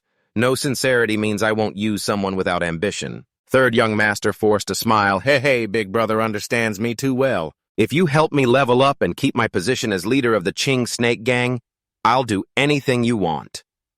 Shen Qing smiled coldly with an intimidating tone, causing third young master to turn pale. A single shot from the 7-star fiery arrow ended the White Wolf King with just a bit of blood left. System notification. Successful level breakthrough. Shen Qing from level 13 to 15 received 14 unallocated attribute points. Title Wolf Slayer Warrior. Increased favorability with the villagers of Yangcheng. Third young master leveled up from 8 to 9, gaining breakthrough experience. Third young master was amazed. Wow, leveled up to 9 in a blink. Thanks, big brother, I won't forget this favor. Shen Qing took all the loot coldly. Don't call me big brother. I don't accept juniors. If you ever use my name for immoral deeds, I'll make sure you live worse than dead. Yangcheng third young master bowed tremblingly. I dare not represent the Qing Snake Gang. I swear loyalty to big brother. Shen Qing smirked and waved. Little brat, come here. It's time to go. I'll notify you when the time is right. Yes, sir. Third young master nodded repeatedly. All right, I will repay your kindness. On the way back, Guo Linger chirped, Hey, big brother is amazing, both handsome and talented. I've decided I agree to all our marriage proposals, hubby. Little Shen Qing almost choked and growled, Enough, what nonsense are you talking about? You're an NPC, just a bunch of data and a kid on top of that. Calling me hubby will make people think you're a pedophile. Scolded Guo Linger frowned and jumped to bite him. Who said I'm a kid? I'm a young lady. Young lady got it. Shinsang shook his head and muttered, Who the hell designed this kid? He sighed. All right, young lady, don't make noise so I can check the loot. He opened the Yangku report for inspection. White wolf pants made of silver, no profession requirement. Level 15 plus 17 evasion plus 20 agility. Passive. When at full health, movement speed increases by 100%. Shensing equipped it immediately. Damn, doubling speed, can I fly now? Steel Silver Wolf Claw for Assassin requires level 15 plus 200% critical damage skill to teleport behind enemies for surprise attacks. He frowned. An item specialized for assassins. White Wolf Skin, a foot-grade tool for missions. A valuable treasure. Legendary Summon Skill. Wolf. Little Brother. No profession requirement for level 10 summons. 2 Phantom Little Wolves with attack. 30 health, 200 mana, 30 cooldown, 80 seconds can detect invisible units. Shensing activated it immediately, spending 20 silver currency from the summon system. Also learned the consumable item 3 crystal points, 42 gold, 17 silver currency. Elsewhere, Madame Guo anxiously waited for the two yawning. So sleepy, why aren't they back yet? She turned to the village chief, frowning. It's all your fault. Why did you let a kid like Linger come with them? What level is that kid anyway? If he fights the White Wolf King, he's sure to die. Just after the conversation, Shenqing returned to the village. Guo Linger cheered, "They're back," seeing her mother rush over to hug Shuier. "That's great, you're okay." The girl pointed at Shenqing. "Yes, Big Brother protected me very well." He tossed the white wolf skin to the village chief. "Here's the wolf's head you needed." The village chief's eyes widened. "I didn't expect you could really do it." "Seems like you're no ordinary person." She took an item from her clothes. "All right, here's a mid-level dungeon map, level 20 to 40. Normally it opens for all players after a month, but since you've suffered, I'm giving it to you now. This hidden map has more benefits, so explore carefully." System notification quest completed. Tomthan received the map and smiled. Ko Lin Yi ran over and grabbed his hand. "Brother, are you really leaving now?" Tomthan teased. "Why do you still want to come with me?" Mrs. Ko immediately pulled her daughter back and shouted, "Bastard, don't tempt my daughter!" The girl struggled. "No, I want to go with Big Brother." She growled, "You took the map, so why aren't you leaving yet?" Tomthan smirked. "I want to, but the White Wolf King's head is so valuable I only managed to trade it for a slightly inferior map." The village chief snorted coldly. "Hey, are you trying to fish in troubled waters?" He sneered. "Don't talk so nastily. I just want fair pay." He snapped his fingers and the title Wolf Slayer Warrior glowed brilliantly. "Is this how you girls thank the Wolf Slayer Warrior? Is this your gratitude?" The village chief sighed. All right, just take it, don't blindfold me." She handed over the most powerful skill, a 7-second charge-level attack with an area effect, plus 50 max damage based on 500% agility with a piercing effect. Tomthan was amazed and shot a double arrow into the water. The damage was terrifying, making him exclaim, "This move is so powerful." He immediately learned the strongest charge attack, spending 20 silver coins to shoot through the hillside from afar like this. The village chief smirked. "Of course it's a charge-level skill. I still have a bit of conscience left not fully capitalized." Tomthan turned to Ko Lin Yi teasingly. "Little devil, see you next time. Remember to grow up fast." After saying goodbye, Tomthan immediately used water surfing speed to leave the newbie village heading toward a higher-level area. Ko Lin Yi stomped her foot and shouted after him, "Annoying, you heartless guy!" In the blink of an eye, he was out of the newbie area and opened the intermediate-level dungeon map given by the village chief. Suddenly, he felt the ground shake violently. A magnificent city appeared before his eyes, the radiant light named Roy City. Tomthan smirked, "So it's Roy City. This place has quite a bit of good stuff."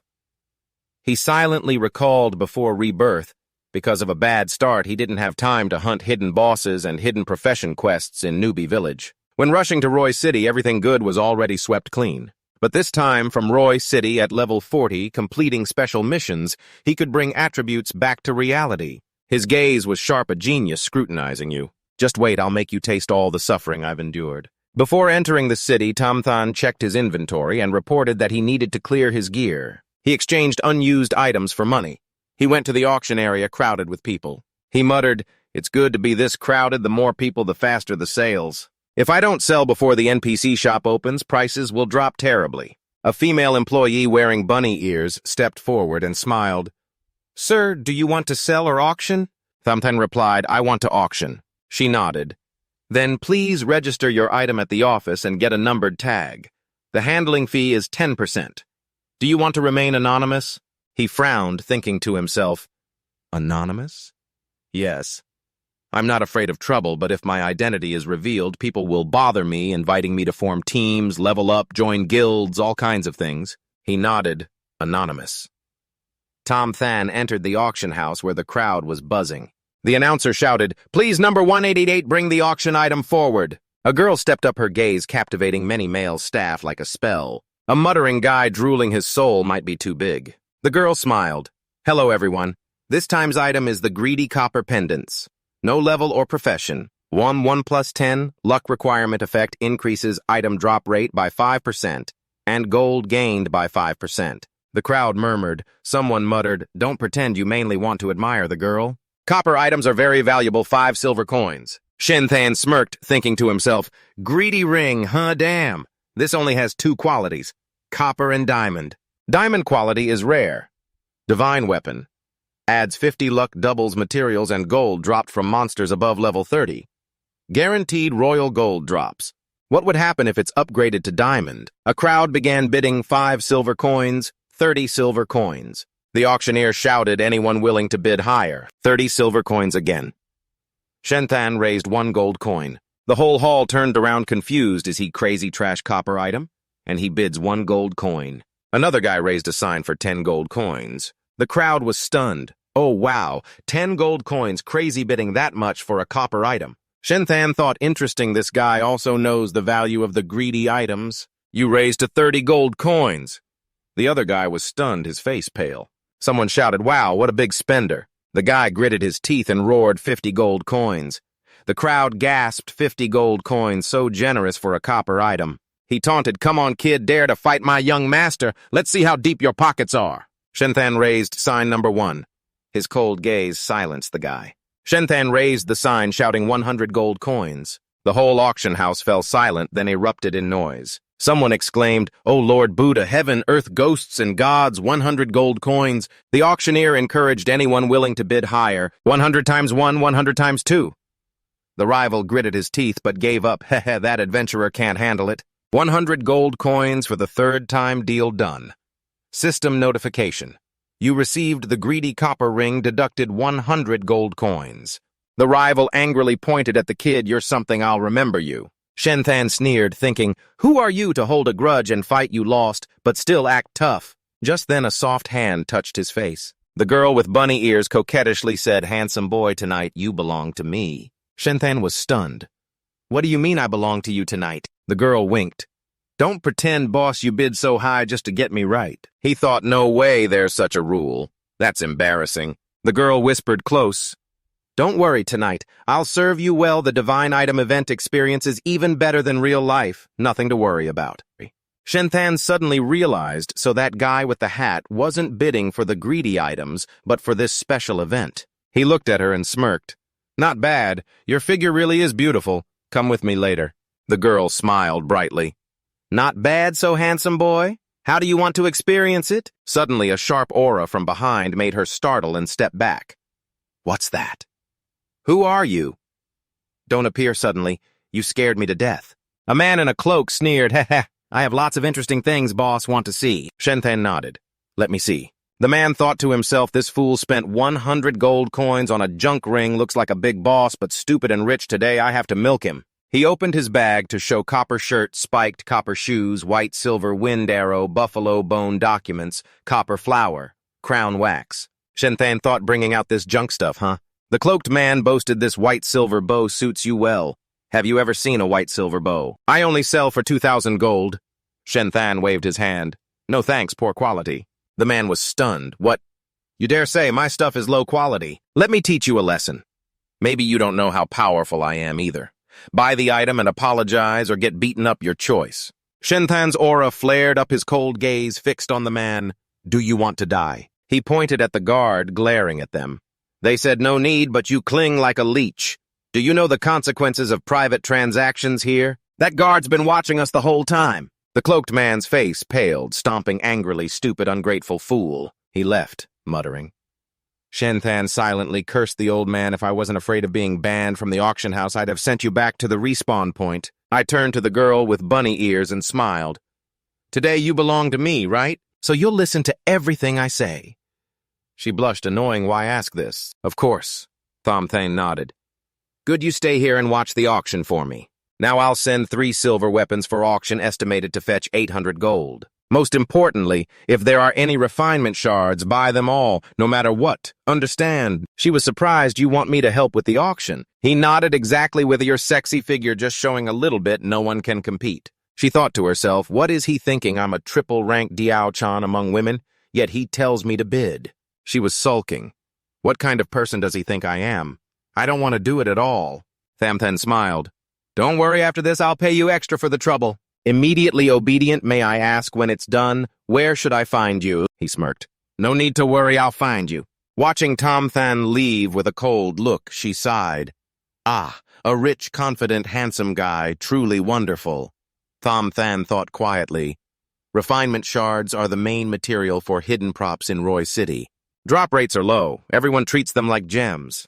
Who knows how valuable they'll be later. Before the second map opens, you have to collect them all. He muttered. The last step now is upgrading equipment. Tomthan entered the forge and saw a man crying, what should I do? Why can't I find the hammer? It's like a man starving. How am I supposed to live? He picked up a hammer from the floor and raised it. Oh, you're looking for this. The blacksmith cheered. Exactly. How did you find it? Thanks so much. Do you have any equipment? I'll upgrade one time for free. Consider it a favor. Thanks. Tomthan thought. Sure enough, a hidden mission. Before Rebirth, I only knew from strategy guides that helping him find the hammer gets a free upgrade at this secret forge. He nodded. Of course I do. More importantly, you don't just upgrade. You also sell low-grade materials, right? He handed over the 7-star bow, upgrade it to maximum level. He thought that way I won't need to level up low-efficiency items to gather materials anymore. Makes perfect sense. The blacksmith smiled brightly. Done. 20 minutes later, he came out.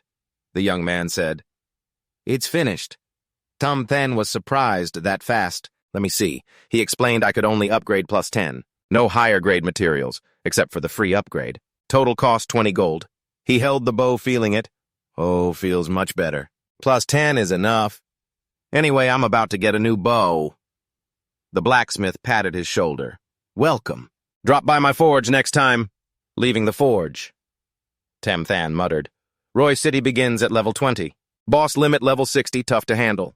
To be safe, wait for evolution, cool down, then move on. Suddenly, an arrow flew out from the shadows. Tomthan quickly dodged, but still grazed his face. Blood gushed out. A voice rang out, impressive. Didn't expect you to escape my assassination. Tomthan squinted, recognizing the guy. I remember you. You're the competitor at the auction, right? If this is all because of greed, it's just a misunderstanding. I only want that piece of equipment. The guy sneered. Misunderstanding. Sorry, it's late now. Tomthan frowned. So what do you want? Tomthan squinted as the cloaked man coldly snorted and whistled a signal. A group of people stepped out from the woods, dragging Lin Yi tightly bound. The girl cried out. It hurts, it hurts, it hurts, Tomthan shouted. Why are you taking her? She still has to help me with work. The cloaked man sneered 100 gold for that bronze sword. You're rich with equipment. How about sharing some with us? Lin Yi cried sincerely. Sorry. All the money and refinement shards were robbed. The old man from before appeared and kicked the girl. Humph. You think if you don't buy from me, I can't squeeze money out of you? Hey. We meet again, big boss. Tomthan gritted his teeth. Tonight she helps me, she's mine. I don't care about what you stole, but how dare you hit someone in front of me? The group laughed loudly. So what if we hit someone? Watch us perform a more exciting show. One guy tore Lin Yi's shirt. She panicked, screaming, Help, help! The fierceness in Tomthan's eyes flared to the extreme. You unleash the strongest strike of the 7-star palm go. Die, you scum! An assassin rushed forward to block the attack, but the arrow pierced right through him. System notification, kill that target. Log out immediately. The other two were stunned. One shouted, How dare you kill my teammate? I'll kill you! Tomthan snapped his fingers. 2 illusions of the little wolf appeared simultaneously, shooting 2 7-star blazing arrows that took down both in an instant. From the shadows, someone stepped out and applauded. Impressive. Didn't expect you to be this formidable. He smirked coldly. If I don't fight, then fine. Those punks are just expendable. Let them die then. Let me introduce myself. I am 10 kill, 5th on the heavenly ranking. When you killed them just now, we used their weakness to observe your information. A level 15 illusion hunter. Tomthan's gaze was ice cold. And then, what are you trying to show? 10 kill curled his lips. If I'm not mistaken, you are Trio Tuvan, Ka, the leader of the heavenly ranking, right? Tomthan replied coldly. That's me. You throw a bag containing 400 gold coins and 70 refining crystals to 10 kill, take your stuff. Consider yourself reasonable. Suddenly 10 kill raised his hand and smiled wickedly. Let's form an alliance. Join forces to establish a faction with your and my strength in Thondo Huan. Don't want money or women? You can have as much as you want. Tomthan smirked. Sorry, I'm not interested in those things. 10 kill was surprised. Then what do you want? Tomthan smiled coldly, his tone full of deadly intent as a warning. 10kill's face darkened. He stepped back. Fine. I'll wait for you to change your mind. He turned to leave, but Tomthan shouted, Wait! I'm sparing you. A 7-star blazing arrow shot out, piercing through his clothes.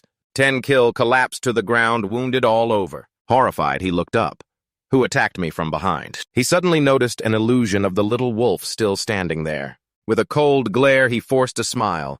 Brother, if you won't cooperate, then so be it. No need to be enemies. I'm 5th on the heavenly ranking, and I have premium insurance in the game. If you kill me, your name will turn red. You know the price of a red name, right? The illusion of the little wolf blocked the escape, unmoving. Tomthan sneered. So what do you know the type of people I hate the most? 10kill felt uneasy and asked cautiously what kind. He growled, like my enemy, traitors who betray their comrades. 10kill panicked. Wait. Suddenly, a terrible explosion shook the forest.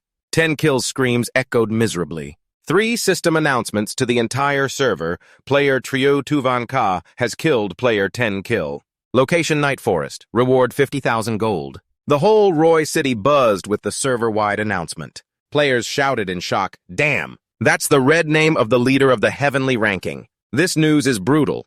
Killing the 5th-ranked player. They're all VIPs in Tomthan. No, this is a huge money-making opportunity. If we unite, we can take down the #1 on the heavenly ranking. Tomthan thought silently, Damn, that's vicious. It's no big deal to kill ordinary players. But killing someone on the heavenly ranking is known server-wide. No matter where the rich and powerful always matter most. The girl with bunny ears stood up worriedly. Sir, what about you? Aren't you going? The 50,000 gold reward is comparable to a boss kill. There will be countless people hunting him. Aren't you going? It'll be too late soon. Tomthan smiled faintly. What's the rush? I haven't given you your reward yet. He handed over a bag containing 400 gold. Thank you for your help.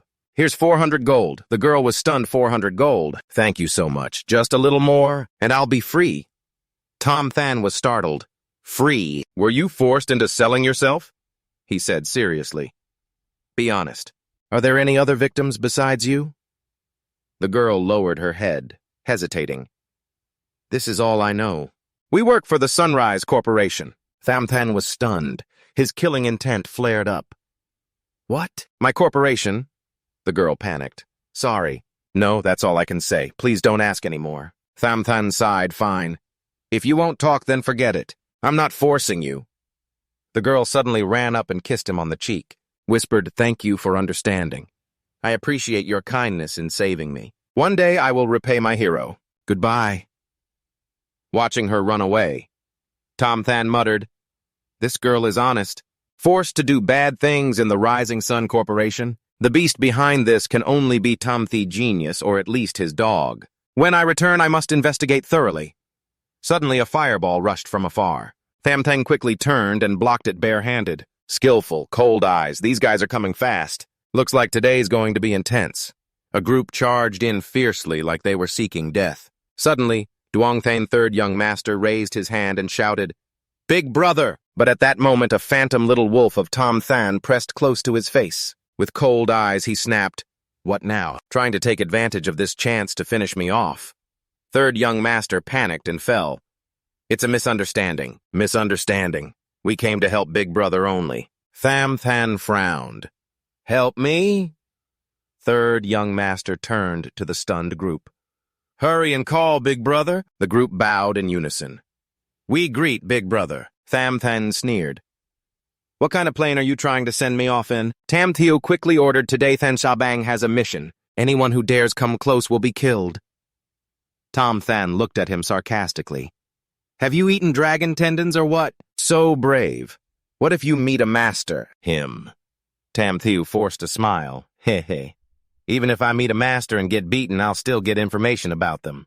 Besides, the real master is still me. Tomthan stammered, thinking silently. Didn't expect this kid to value loyalty so much. No wonder he's got pretty average strength, but still established his own gang. He nodded. I accept his good intentions. But tell your men to go back. If I get a hole, I'll patch it myself. Tomthan shook his head. No way. I know a hideout no one can find you. Tomthan smirked. No need take this chance to send a message challenging Trio Tuvan to battle. This red name will be a gamble they can't bear. A fierce aura burst from him, glowing brilliantly, making the Thansha Bang crowd amazed. Big Brother's power is unmatched in battle. From afar, someone observing muttered, "This guy 50,000 gold isn't a bit too much." Suddenly, a big guy appeared behind, pressing his face to the ground. Before the observer could react, he was taken down. The big guy shouted, "Big Brother over here! We've dealt with the lackeys." The surrounding area was almost cleared out. Tomthan, through the eyes of his illusion wolf, watched a distant group slaughter others, muttering, "The remaining ones have some skill." He turned to Tamtiu coldly. "I'll ask again. Are you sure you don't want to go? If I'm right, your last teammate has just been eliminated." Duong Tan Tamtiu was stunned, unable to believe it. He called out to his men, but only one shadow responded. He turned pale and cried, "No, Big Brother, please." "Sorry, guys." He turned to Tomthan in a panic. "So what do we do now?" Tomthan smirked and whistled once. A pack of illusion wolves burst out from the night forest. Tamtiu grabbed his hand in horror, ready to attack. "Oh my God, so many wolves!" Tomthan raised his hand to stop him. "Stop, they're mine used for intelligence gathering." He stroked the wolves like commanding an army boss. "Are you a one-man army?" Tamtiu marveled. "These wolves aren't strong fighters, but their scouting ability is top-notch." Tomthan touched his head to a wolf to receive information, muttering, "Yeah, got it, total of 76 wanted, now only 2 left." Tamtiu's eyes widened.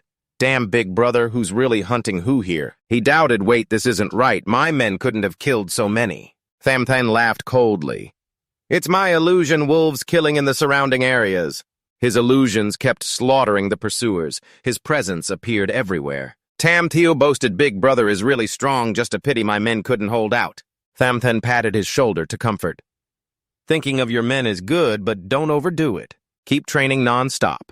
At the crucial moment, you won't be held back." Just then a girl stepped forward sarcastically. "Hello, finding the red named Triu Tuvan Ka is troublesome with this whole gang protecting him." Tomthan observed through his illusion wolf's eyes, ranked 23rd on the heavenly list. Ruthless King level 8. The one beside him ranked 8th on the heavenly list, Hockey Soul Summoner level 10. He sneered. No wonder only these two survived. He pushed Tamtiu forward. "It's your turn to perform." Tamtiu panicked, "Me alone." Tomthan smirked. "Just kill these two, your heavenly list rank will rise." He thought silently it was time to test if Tamtiu would be useful at the critical moment. "Oh, Theo swallowed nervously. "Okay, leave it to me." Ruthless King sneered. "Oh, another adventurer, wonder who shoots faster." Tamtiu froze his face, showing a hint of insecurity, his legs slightly stepping back. His eyes darted nervously as if trying to assess the situation. He took a deep breath, voice trembling but trying to be strong. "One more step and I'll attack." He glanced toward a faint shadow in the distance, muttering suspiciously, "Seems like the real master is the one behind. Planning to send a dog to scout me first." Then, as if to reassure himself, he curled his lip in a mocking smile. "Looks like a coward. A real coward, huh? He then watch me take his head down right here." Suddenly, third young master's face flushed with anger as he roared furiously, "Damn it, you two don't get too cocky. The boss of the Green Snake Gang will teach you a lesson." He charged forward with the fury of wanting to devour his opponent, but in an instant, an invisible force hit him. Third young master clutched his chest, blood spitting from his mouth, his vitality instantly dropping by 300, leaving only 640 health. That last strike was a masterpiece of hockey. He smirked slightly and cast a summoning spell of obsession. A giant shadow appeared, the giant phantom warrior. The terrifying power of third young master now transformed into the giant phantom warrior who roared fiercely with rage, "Die! Take this!" He swung a giant fist straight at the girl in front of him, but she remained calm, her hands lightly summoning a sturdy stone wall to block the punch. Not stopping there, she summoned a giant beast 3 times larger than his giant phantom. Third young master was stunned, his eyes full of disbelief. "No way, I put all my strength into that blow and it didn't even react. How is that possible? My giant phantom obsession has the strongest defense ability. No one can break it, both offense and defense. This is the power of the ancient summoning obsession." On the other side, Hockey smirked with an amused tone. "You're pretty interesting. This ability isn't bad at all, right? Ruthless King." As soon as he finished speaking, the Ruthless King, who was about to sneak attack Hockey from behind, suddenly froze, muttering in shock. "Impossible. I used the corpse skill to teleport behind him, so how did he notice me? But at that moment he felt a terrifying pressure from above. Two shadows of Hockey crashed down and pinned him flat to the ground. Hockey calmly stepped forward with a cold voice. Be quiet and lie down. After watching the show, I'll deal with you slowly. Meanwhile, the two giants started fighting. Terrifying explosions rang out the impact, shaking the ground. But the girl's stone wall seemed completely unharmed, sturdy as a mountain. The stone beast raised its arm and flung third young master away, causing him to roll miserably on the ground. He screamed in frustration, "Damn it, my power is completely weaker than his." But before he could recover, a giant stone hand struck down again. Third young master quickly jumped back narrowly, avoiding the blow, smirking proudly, "But my speed is a bit faster than his." But the joy didn't last long. Another arm suddenly grabbed him from behind. He roared angrily, "Damn it, you're sneaky too, huh?" The girl smiled softly, but with a cold sharpness. "Listen here, little brother Long Sao. Why do you have to be so reckless? Does he have a name tag, or should we team up to kill him and split 55-10? Third young master immediately replied firmly, "Have you eaten too many peaches? I absolutely will not betray my brothers. Besides, he's already my big brother. A person must have principles." "Fine." The girl smirked challengingly, actually. "If you don't join, that's fine. But if you dare think about confronting me, isn't that a bit too arrogant?" Without giving him a chance to respond, she continued with an icy tone, "Then let me send you back to the respawn point." Her hand stretched out like it was pulling space tight, then suddenly snapped shut, creating a terrifying shockwave. The overwhelming force hit third young master, instantly reverting his body to its original form, collapsing weakly on the ground. She curled her lip in mockery. "And you're still breathing. Well, that's good.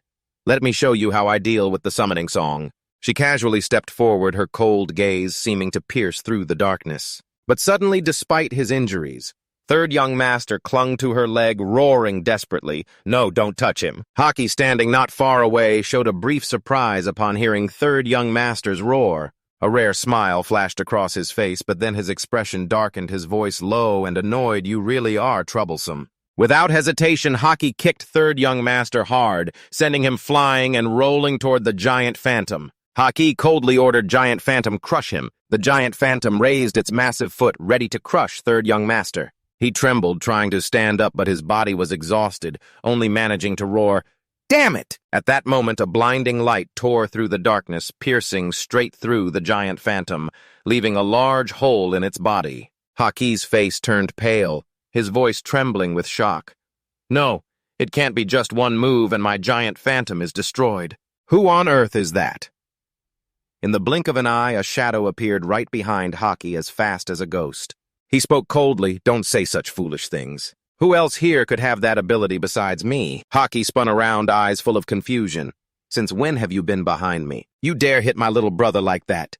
Do you know the price you have to pay?" Below, Tomthan's tears streamed down as he shouted joyfully, "Big brother!" But his voice still trembled with doubt. "Who exactly are you? Someone of your level can't possibly have such power." The girl smiled without any hesitation.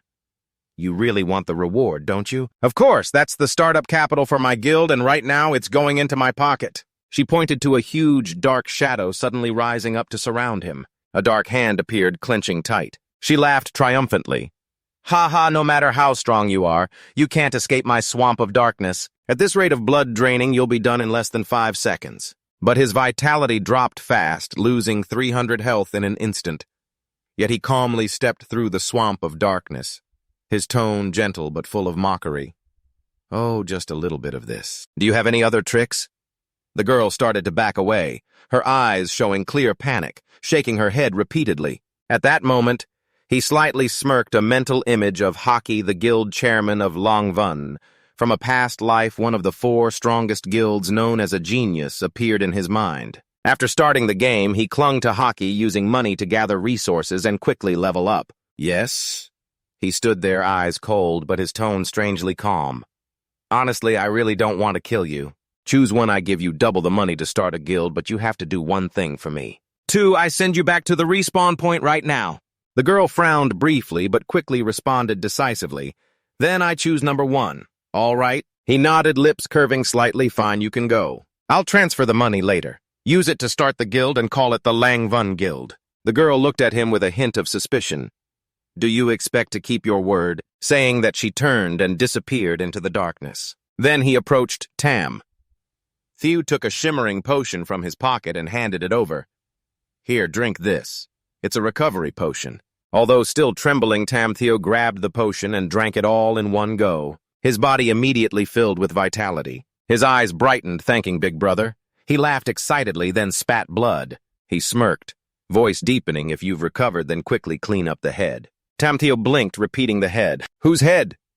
He pointed to the ruthless king lying motionless not far away. That guy is yours. Tamtheo turned a dangerous glint suddenly flashing in his eyes. He stepped forward, voice mocking. Oh, weren't you very fierce just now? Remember this well, don't ever mess with my big brother again. The skill in his hand began to gather a faint glow surrounding it as he prepared to strike down the ruthless king. Panicked, he shouted, Wait, no! But at that moment, a notification echoed in the space. Head of the Green Snake Gang, ranked on the heavenly board, rose from position 26 to 22. At the same time, another notification sounded in his ear. You have been forcibly disconnected. He took off the VR headset and sighed softly, so it's been a full 15 hours. Time really does fly. He sat down, eyes thoughtful. Preparations ahead are almost complete. Tomorrow I'll set off for Roy City. After Roy City is upgraded, I have to find a way for my sister to join this game too. Then taking her along would double the leveling speed, or maybe try experimenting with a mage. The company decided on that, but there are still a few matters to handle first. He picked up the phone and dialed in a calm, deep voice. Dai Trin, come to my house immediately. There's something important. Soon a young man knocked and entered. President Tham, you're here. Dai Trin bowed his head and asked, President Tham, is there something you need from me? He took a sip of coffee with a cold tone. Help me investigate what Tiu Tien Tai's people are doing.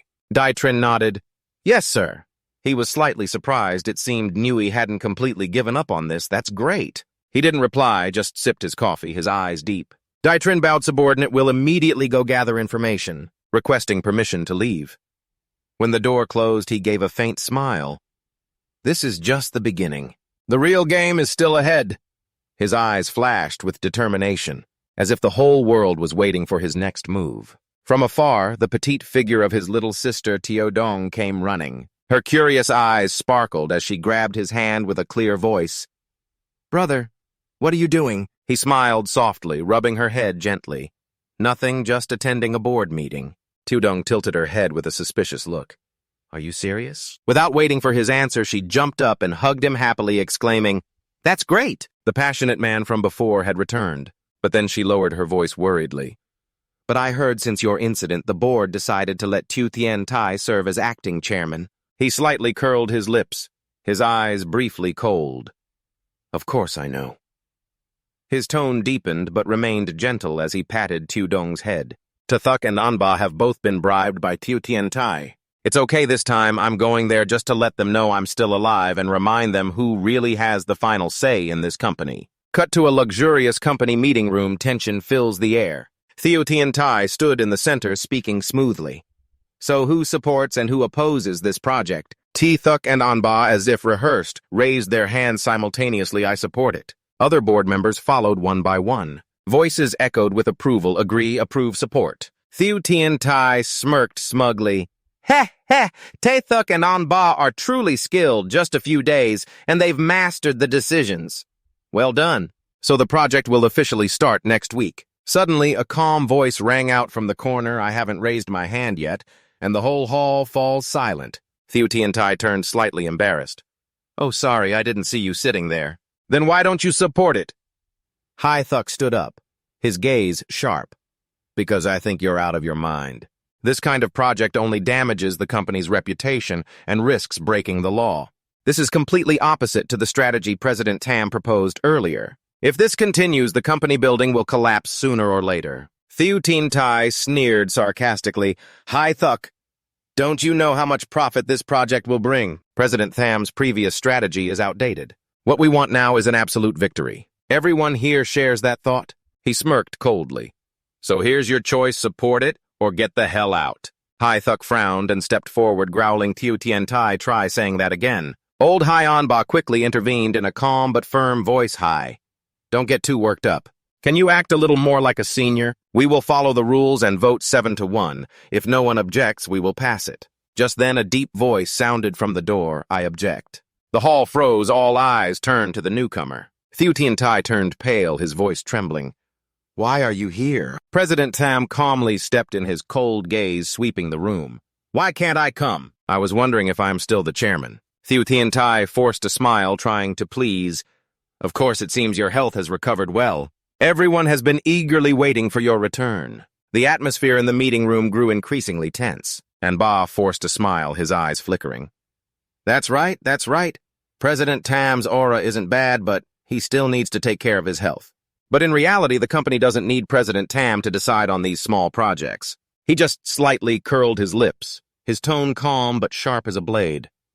My health has improved recently, and I also miss everyone, so I should visit for a bit. If I still have veto power, I hereby declare the temporary termination of this project plan. Taethuk tried to speak out in objection, but Anba quickly raised his hand to stop him. The two exchanged glances silently, understanding each other's intentions. Tomthan's face flushed red. He pressed his hands on the table, his fists trembling slightly from holding back anger. If you say so, then we can only pause this matter for now.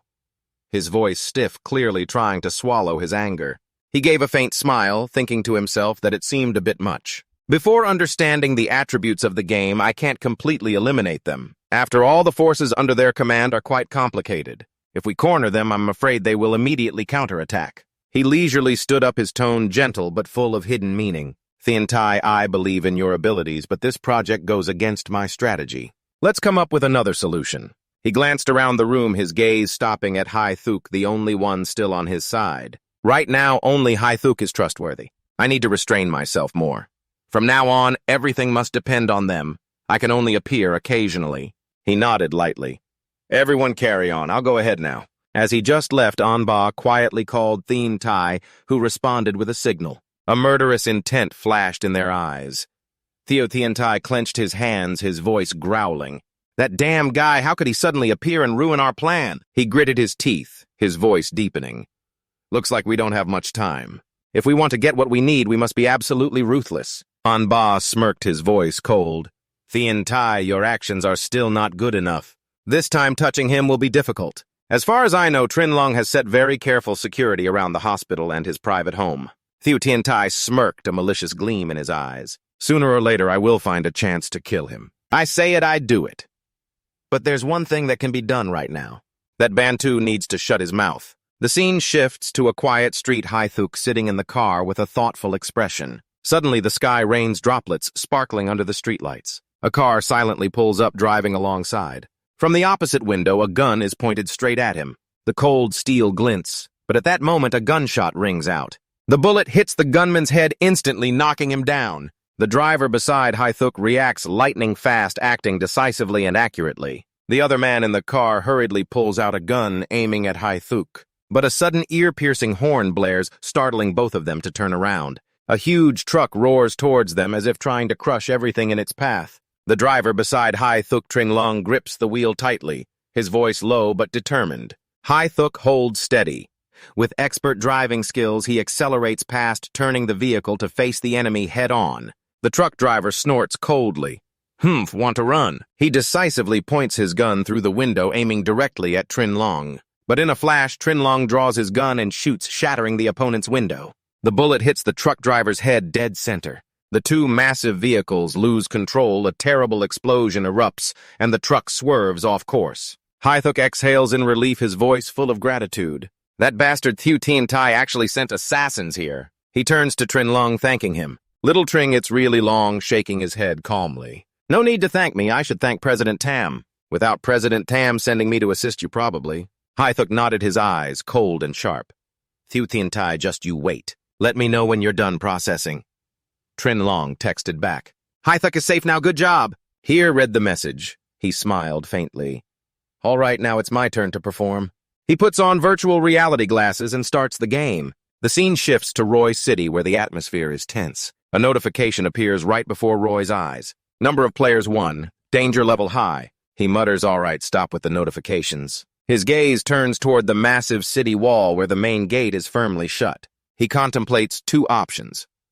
One is to circle through the wilderness to Vancouver, where there's a small back gate, but the path is filled with level 20 to 30 mountain monsters, meaning he'd miss the main mission. The other is to join the main mission. Every night, the demon army attacks Roy City. If he helps General Fien defend and counterattack, he'll be invited to become the protector of Roy City. Then he'll receive a hidden map of demon strongholds with countless rich rewards and a golden demon guardian equipment set. He nods in decision. All right, first I'll get the demon gear, then level up. Suddenly another notification sounds. By doing this, he'll be invited to join and become Roy City's protector. He mutters, perfect, just need to upgrade this to diamond level. That way I can widen the gap with the others. Without hesitation, he summons 3 clones and they all use the evolution skill on the ring on his hand. But strangely, the ring doesn't react at all. He frowns and mutters, why isn't there any reaction? Could it be because of the greed ring only has 2 levels, bronze and diamond, with no intermediate levels, so evolution failed? He tries activating evolution again, but the ring remains silent without any change. His expression briefly darkens, eyes showing deep thought. He stands before the huge city wall of Elephant City, his gaze contemplative. If I can't evolve the greed ring to diamond quality this way, I'll take a big loss. Elephant City is unusually dangerous. Should I gamble on this final evolution? He clenches his fist, muttering, if I succeed, I'll never lack supplies again. Whatever, gotta take the risk. Determined, he hits the evolution button. The ring flashes with a blinding light, turning into a brilliant blue. A notification appears, greed ring diamond quality. Number of players owning 1-1. Requirement level 0 with no profession plus 50 luck points. Special effect, 100% increased. Drop rate items drop doubled x2. From level 30 onwards, guaranteed gold quality item drops. Increases money earned by 100%. He smirks, eyes shining brightly. Great, this time I bet right. He checks everything again, muttering, next just wait until midnight. Time flies and soon night falls. From afar, demon beasts roar as they advance on Elephant City, their grotesque forms lurking in the mist. He watches from above. Finally, it's starting.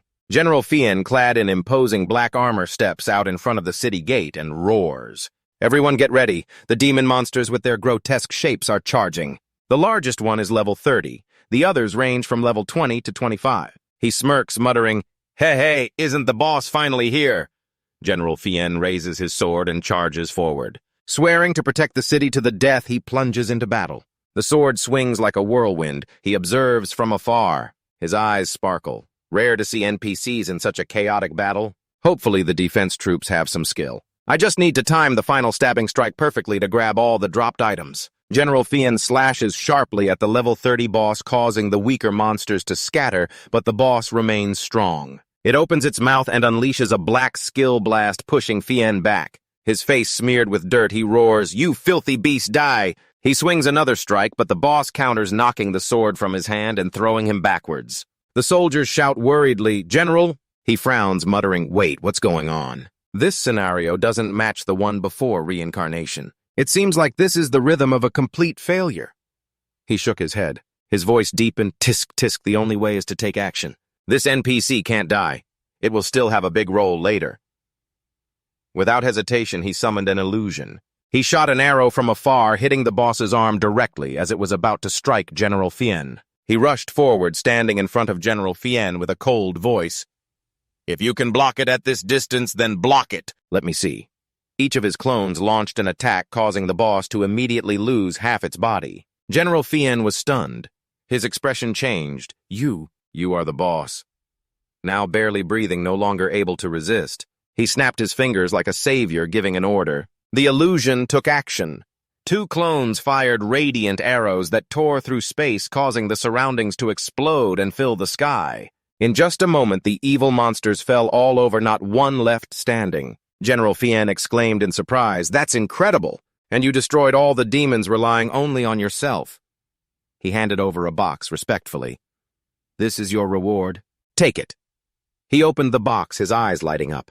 But then he was stunned. What is this? Damn, this is an item that can bring attributes back to the real world. Warrior Tritum.